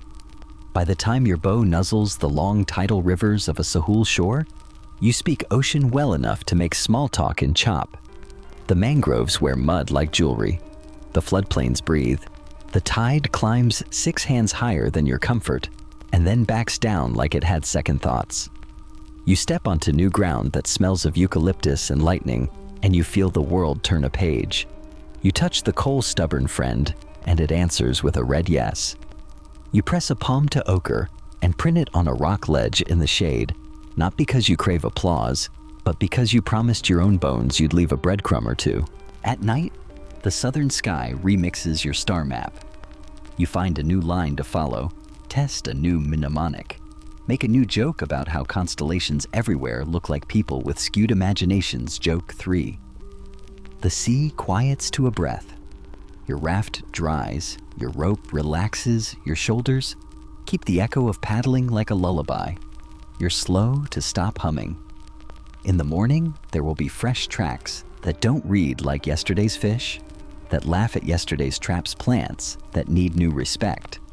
But the rules haven't changed. Portable tools, portable friendships, portable fire. Moon wind, wing swell. Feet that learn new alphabets and write new lines. You didn't reach the islands by accident. You reached them by attention. And attention, as always, floats. Winter teaches a different alphabet, one written in breath and ice, where your footsteps squeak like new snow and your shadow turns blue at noon. You move north until trees thin into brush, brush into willow scribbles, willow into nothing but wind. The world opens so wide, it feels like a polite question. Are you sure? You answer with quieter steps, thicker clothes, and a stubborn coal that survived coasts, deserts, and birch pitch nights. The fire rides in its shell like a small son with good manners. You bank it carefully because finding dry tinder out here can take longer than the jokes you plan to tell while you try joke one. Your road is the Mammoth Steppe, a cold, dry grassland that once rolled almost unbroken from Europe across Siberia, into Beringia, and down into the mid-continents. It's not all ice. It's a banquet of sedges and grasses that grow low and dense, feeding herds that feed you reindeer in glittering files. Steppe bison with shoulders like snowdrifts, woolly rhinoceros ewe, eye from distances that feel emotionally healthy, and mammoths, old mountains in motion, whose trails are wider than your plans. Mainstream fact to anchor your breath. Human camps show up astonishingly far north by about 32,000 years ago at Yana RHS in Arctic Siberia, with dwellings worked ivory and bone needles that say plainly tailor up the sky has teeth. Tailoring is survival's poetry now. You cut hides on the curve so seams don't bite stitch with sinew that shrinks as it dries, automatic tensioning, courtesy of the animal kingdom's best thread. Eyed needles tiny miracles from sites like Yana, and even earlier from layers in Denisova Cave, let you punch, pull, and knot with precision. You line muclucs with grass plucked and twisted into soft mats that wick damp like quiet heroes. Parkas get double fur in fur out, with a sandwich of dry plant fluff the wind can't argue with. Snow goggles bark, or bone slats with narrow slits turn glare from interrogation to conversation. A trick you invent wherever ice outshines your pupils. Your coal becomes more than convenience. It is morale and medicine toast and thread softener a traveling hearth that tells the dark to mind its manners. The ground itself is a tool if you ask politely. You cut snow blocks where the wind has sculpted hard drifts, sastrugi that sing when you kick them, and lean them into windbreaks that breathe. You stamp sleeping hollows into soft snow nests that hold warmth like secrets. You learn the difference between sea ice that thunders with the tide and river ice that lies about its thickness. A probing stick becomes etiquette tap, listen, decide. The ice gives plenty of advice. You live longer when you take it. Travel has a rhythm that feels like rowing on white water you can't see. On open tundra, you follow the lee of low ridges where wind has shaved the snow into firm paths. In willow country, you take braided coppice lanes that hide caribou trails like neat handwriting. Rivers freeze into beveled highways that sparkle like they want to be forgiven. You skate sometimes reindeer or horse bones strapped under soles, long sliding strides that turn rivers into ideas that go faster. Quirky tidbit for your pack people in later cold countries, love bone skates. Even in deep prehistory, flat-polished shanks show the temptation is old. Your first attempts look like comedy. Your second attempts look like competence wearing a grin. Game plans change with daylight. In the low sun of deep winter, animals conserve. You do too, trolling rabbit and fox with quiet snares, working fish out of under-ice nets set under black holes. You cut marked with willow wands so the river can't steal your doorway. In spring, when rivers crack like drums and light returns, salmon fume up from the sea in a silver insistence. Your weir stone where water is shallow wood, where it runs respectful yoke flow into dinner. Caribou migration becomes a metronome hooves drumming. Snow bridges, bodies funneled by terrain. You've walked since the first throat-clearing frosts. You set low rock lines that look like accidents until a herd reads them as instructions, and then your throws turn from hopeful to planned. Historians still argue whether truly massive drives kilometers of stone kites. Cliff jumps labyrinthine funnels begin this early in the far north, or bloom later with denser populations. You hedge with etiquette. Small smart drives now, big ambitions when numbers and neighbors say yes. Houses are decisions.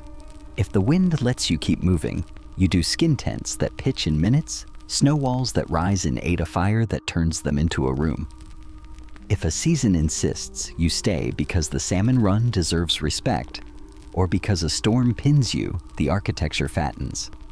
At river terraces, mammoth bone frames appear in your culture, like quiet thunder jawbones for arches, tusks for rafters, ribs for dreaming under the hole wrapped in skins, weighted with silt and snow.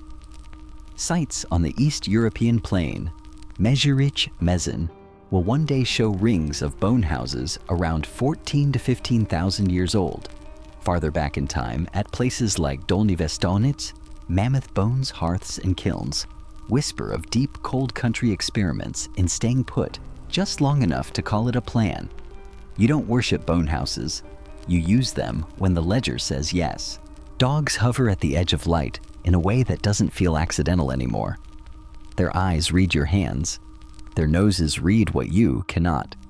You toss bones without ceremony and pretend not to notice the mutual contract forming. Mainstream fact with an asterisk of debate, dog domestication likely begins between about 23,000 and 15,000 years ago, somewhere in Eurasia's cold margins. Far later, true sled lines will trot across Jokhov Island in the Siberian Arctic around 9 to 500 years ago. But already in your long winters, you sense a partnership track. Find predator-worn, heat-share, surplus-eat. Historians still argue whether traction-dragging gear over snow starts as everyone grabs a pole or let the dogs do some physics, and whether dogs first joined hunts or hearths. Your current opinion is simple: a warm back against your calves at night is data. Your kit edits itself for frost. Resin sulks in cold. Birch pitch remains dutiful if you warm it at your belt. And sinew bindings, wetted and chilled, freeze into armor until the fire invites them to be flexible again. Stone edges flake sharper in cold air. You keep them wrapped so they don't chip in your bag like insulted glass. Meat and fat take on new careers: portable candles and edible fuel. You carry a fire cake, fat-heavy, seed-specked, wrapped in hide for the hour your hands say now. Your ostrich eggshell flask finally stays home, fragile cold. Instead, you melt snow in skin pots with stone boiling, each sizzling drop a small act of optimism. You still scratch crosshatches on gear though. Marks keep memory honest, whether you're counting kills or telling kids how many songs to sing before the snow melts enough for water. Navigation switches stars. The Great Bear walks higher. The North Star stops pretending it's optional. You practice a night compass by aligning a stick's shadow to Polaris and teaching the kids to keep that faithful speck shouldered at the same spot as they tramp star as backpack strap, a mnemonic as cozy as it is accurate. Daylight gives you wind-sculpted sastrugi. Their sharp edges point downwind, a frozen compass you learn early and trust often. In whiteout sound saves you wind on a ridge, the deeper hush of a valley, the thump of your own steps when snow goes from drum to pillow.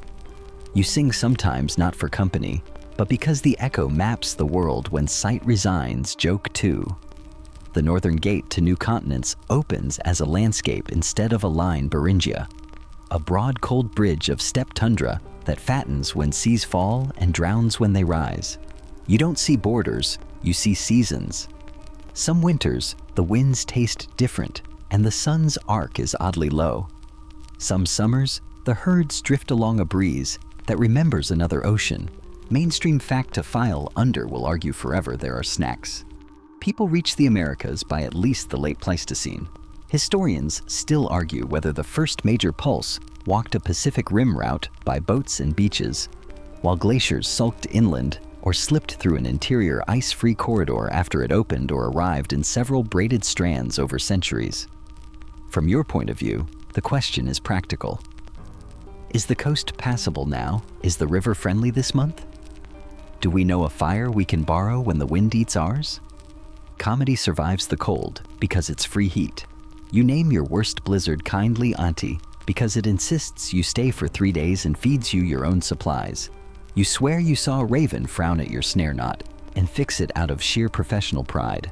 Someone proposes bringing back crocodile dung sunscreen to keep cheeks from chapping and is assigned to the farthest snowblock quarry until they learn about consequences. Joke 3 with mittens. At dawn, frost limbs every hair on your parka hood. Your breath rises in small, startled ghosts. You shoulder a bundle that weighs less than your confidence and set off along a willow-shadowed river whose ice sings low notes under your steps. The coal in its shell gives a small, agreeable pulse. The beads at your wrist click like patient metronomes. The pitch in your pouch waits to be warmed and useful. The North is not an enemy. It is a teacher who prefers quiet students. You've learned to listen. By noon, the sky hardens to blue porcelain. The snow squeaks underfoot like clean dishes, and the horizon makes its old honest offer farther. You take it not to conquer, but to keep a promise your feet made long ago. That home can be plural, that warmth can be portable, and that even under a sun that barely clears the edge, the road is a language you're still happy to speak. New ground smells like a new word. You edge along a ragged coast where kelp forests comb the tide into green silk, hop river mouths that pulse with silt and promise, and you feel the same old truth. Tap your shoulder deltas are magnets. Where fresh meets life stacks itself. Fish, schooling birds, arguing reeds, writing letters to the wind. You beach in the lee of drift logs, lift the coal from its clay nest, and turn a nameless sandbar into a dress and dinner. Behind you, the sea keeps breathing. Ahead, a river unrolls a path deep into a continent that pretends it's shy. You move because the land invites speed. Salmon runs write calendars up the coast. Eelgrass beds whisper where ducks rest. Coves bite out of the shoreline like commas that tell you to pause, then go. You travel with enough portable tools, portable stories, portable courage, and that combination turns a shoreline into a highway with snack stands. Jokes keep pace. Someone calls this kelp-fringed route Gate E for the Kelp Highway, now boarding by tide height, and you agree to pre-board because daylight doesn't accept walk-ups. Joke 1. The moon still runs the schedule, and your raft knows the drill. Mainstream fact to ground your sea legs far to the south in a damp meadow at Monteverde in Chile. People camp by about 14,500 years ago. Planks posts chewed seaweed, and a child's footprint holding rainwater like a small mirror. Northward along the Pacific Northwest, stemmed points and ancient camps along islands and estuaries hint that travelers like you hugged a resource-rich coast when inland ice was stubborn. And in the American Southwest, on a dried lake at White Sands, New Mexico, human footprints cross and recross a mudflat, some overlapped by mammoth and giant sloth, dated to roughly 21,000 to 23,000 years ago, by seeds pressed into the same layers. You don't recite years, you recite tides, but your feet keep showing up where the world later decides to measure. Deltas are schools. At a river mouth with fat bars and braided channels, you learn to ride the last of the ebb to cross and the first of the flood to rest. You watch how logs clump and how foam arranges itself to point at the slow water that will treat a raft gently.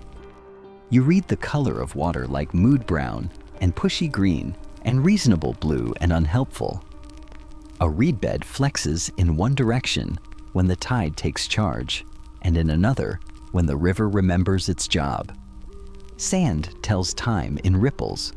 Gulls tell jokes with terrible manners. Upstream is a different persuasion.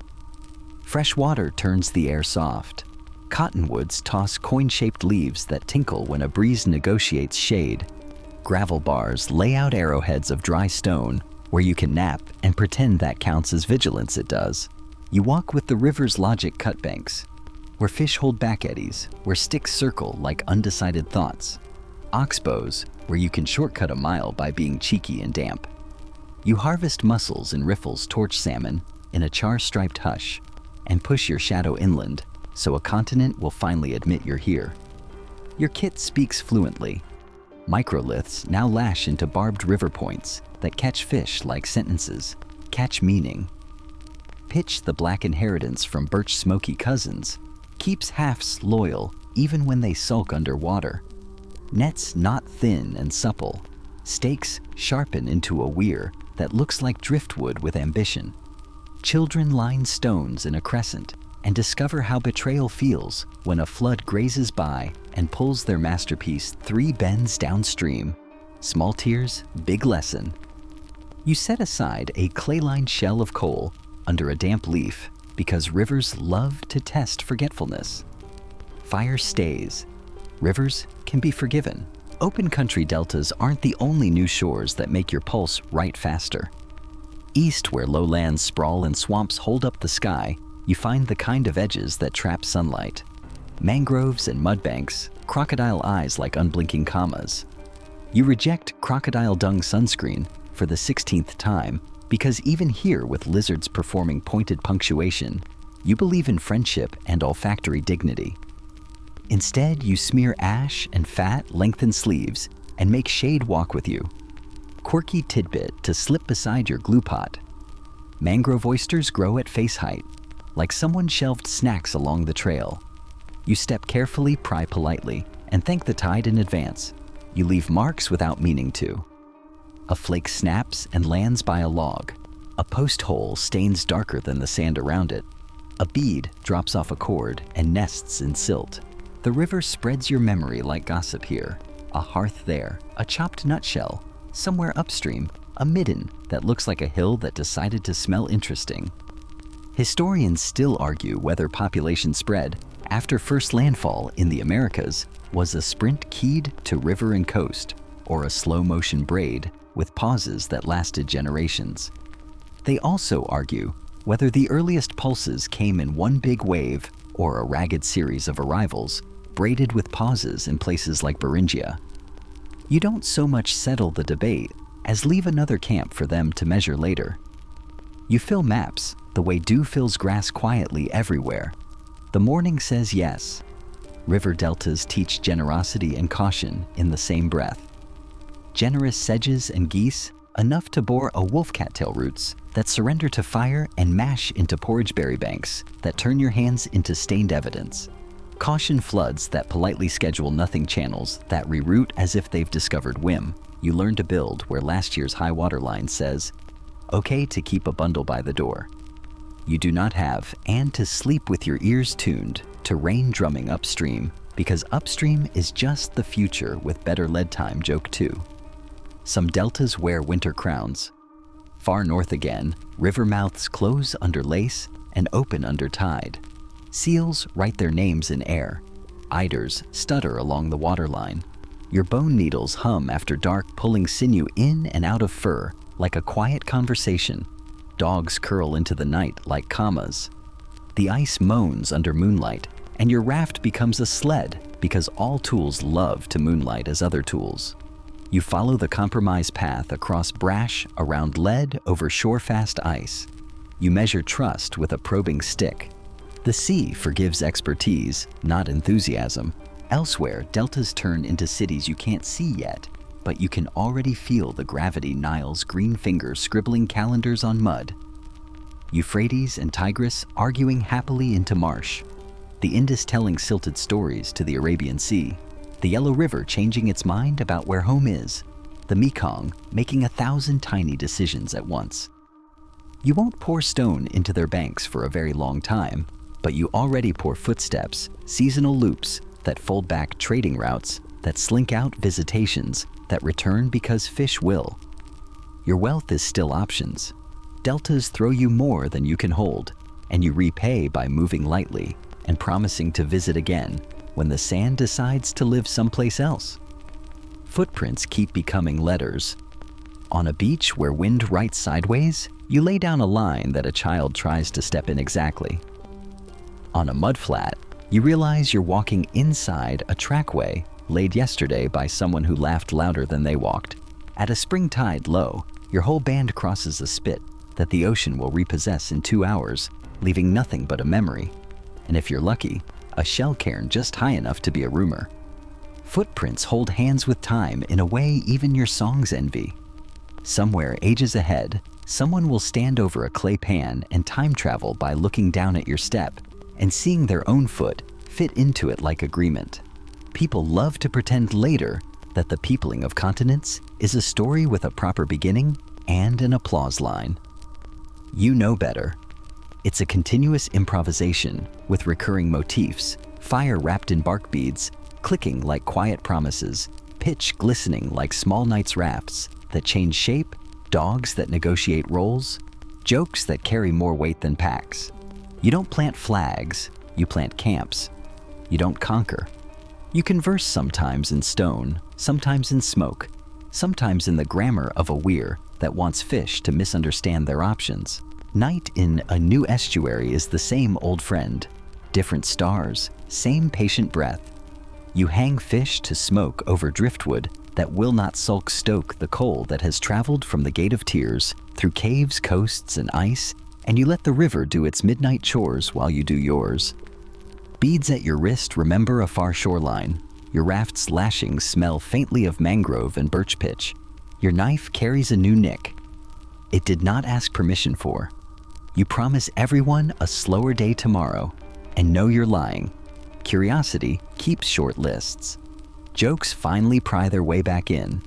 Someone proposes opening a chain of portable inns called the Two-Fingered Acacia, even though there is not a single acacia tree within 300 leagues. Another person sketches a sign that says, "No crocodile dung sunscreen allowed," and the whole camp claps joke 3. Laughter like smoke finds the quick way out. Before sleep, you walk to the edge of the mud where the tide has finished its sentence. You press your palm into clay and pull it away. A print remains lines whirls the gentle rectangle of a life that insists it belongs right here. Tomorrow, a flood may erase it. Next year, a child may find it fossilized and brag about knowing you. Either way, the message is sent, feet arrived learned, the language left something kind. The map fills quietly at the pace of steps. New shores stop being surprising and start being familiar. And even as your camps multiply, your urge refuses to retire. The horizon unhelpfully keeps behaving like a suggestion. You consider it, adjust your pack, and agree. You stand where so many roads have taught you to stand half on goodbye, half on hello, and you realize the horizon never promised to be a finish line. It promised to be a teacher. You keep moving because landscapes move first. Rains blink rivers, yaw shores, inhale and exhale. Deserts remember they were once gardens and then forget again. But you also keep moving because memory itself has legs. Every path you've walked has become a sentence you can speak.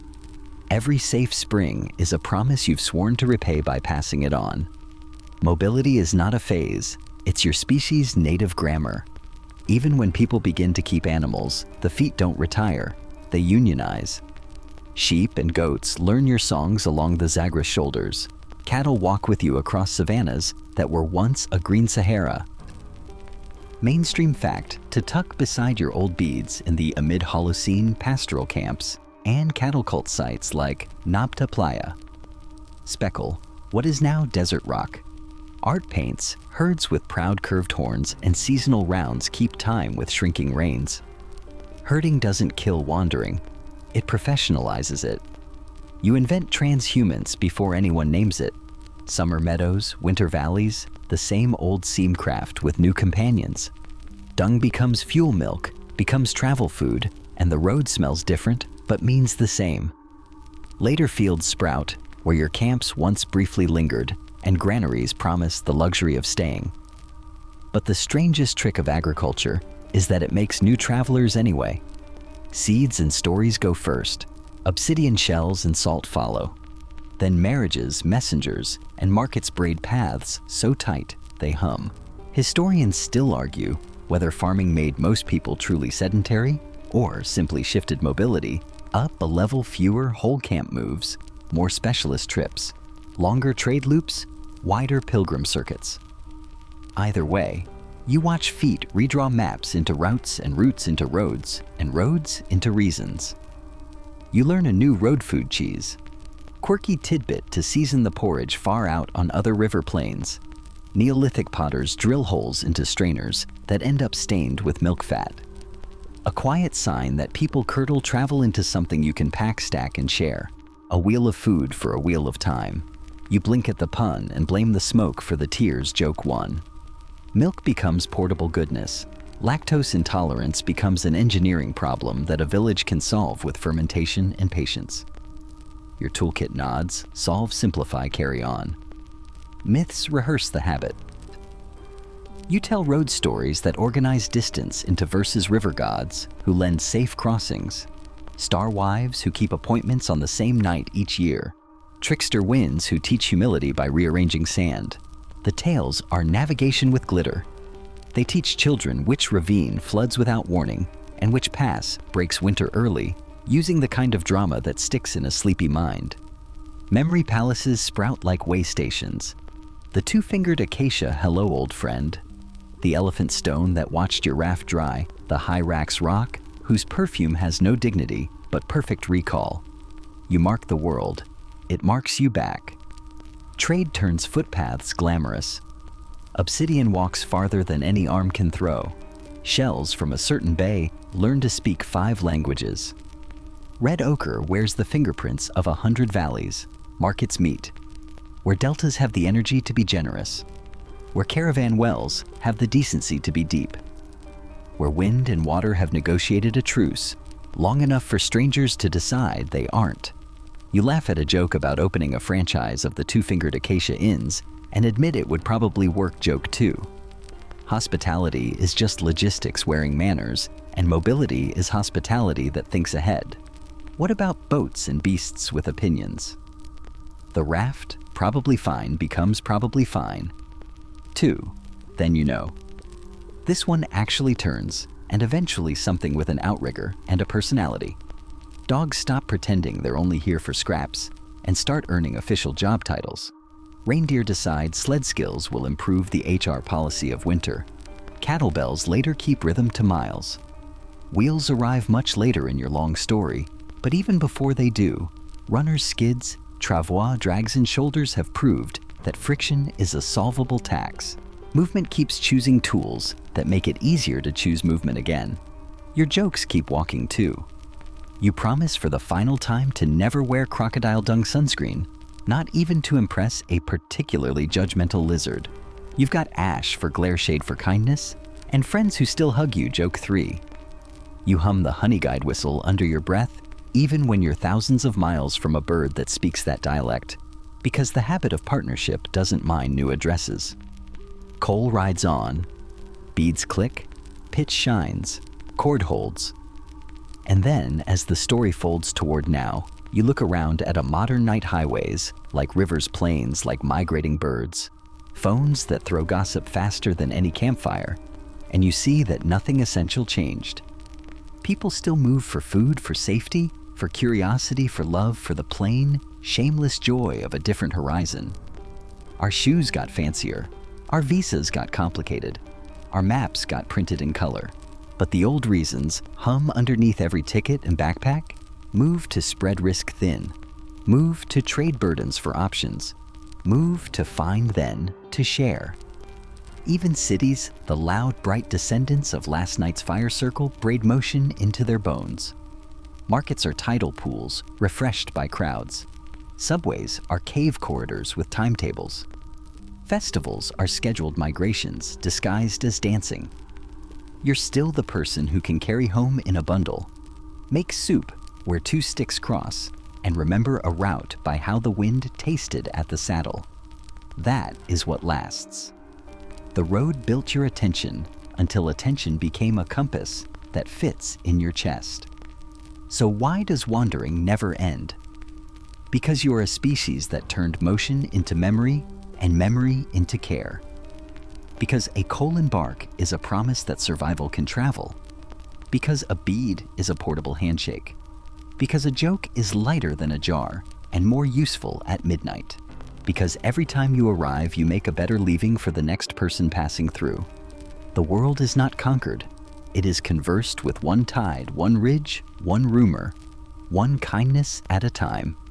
You lift the old coal cokes, one last modest flame, and watch its small face bloom.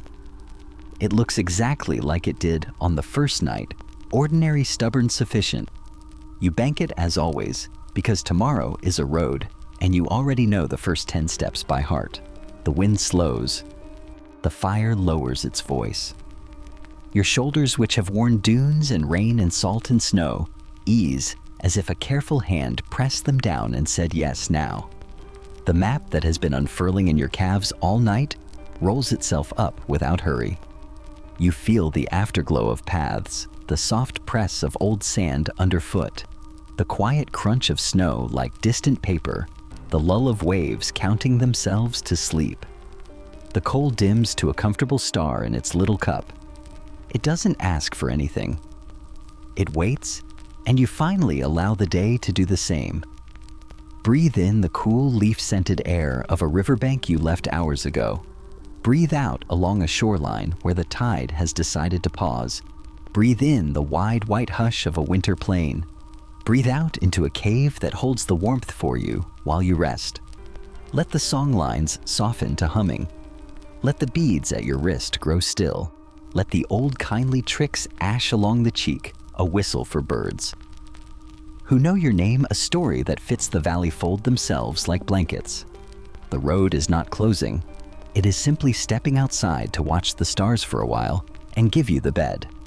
If you find yourself drifting toward the two-fingered acacia, or the elephant-shaped rock, or the headland that smelled of kelp and thunder, that is fine. The old places like to visit too. They'll sit quietly beside the cot and keep watch the way good landmarks always have. Tomorrow will bring its own weather and its own small invitations. For tonight, there is only breath and warmth and a light that stays lit without needing to be seen. The horizon can wait. You don't have to. Ease down. Close your eyes. The coal is safe. The road will remember you in the morning.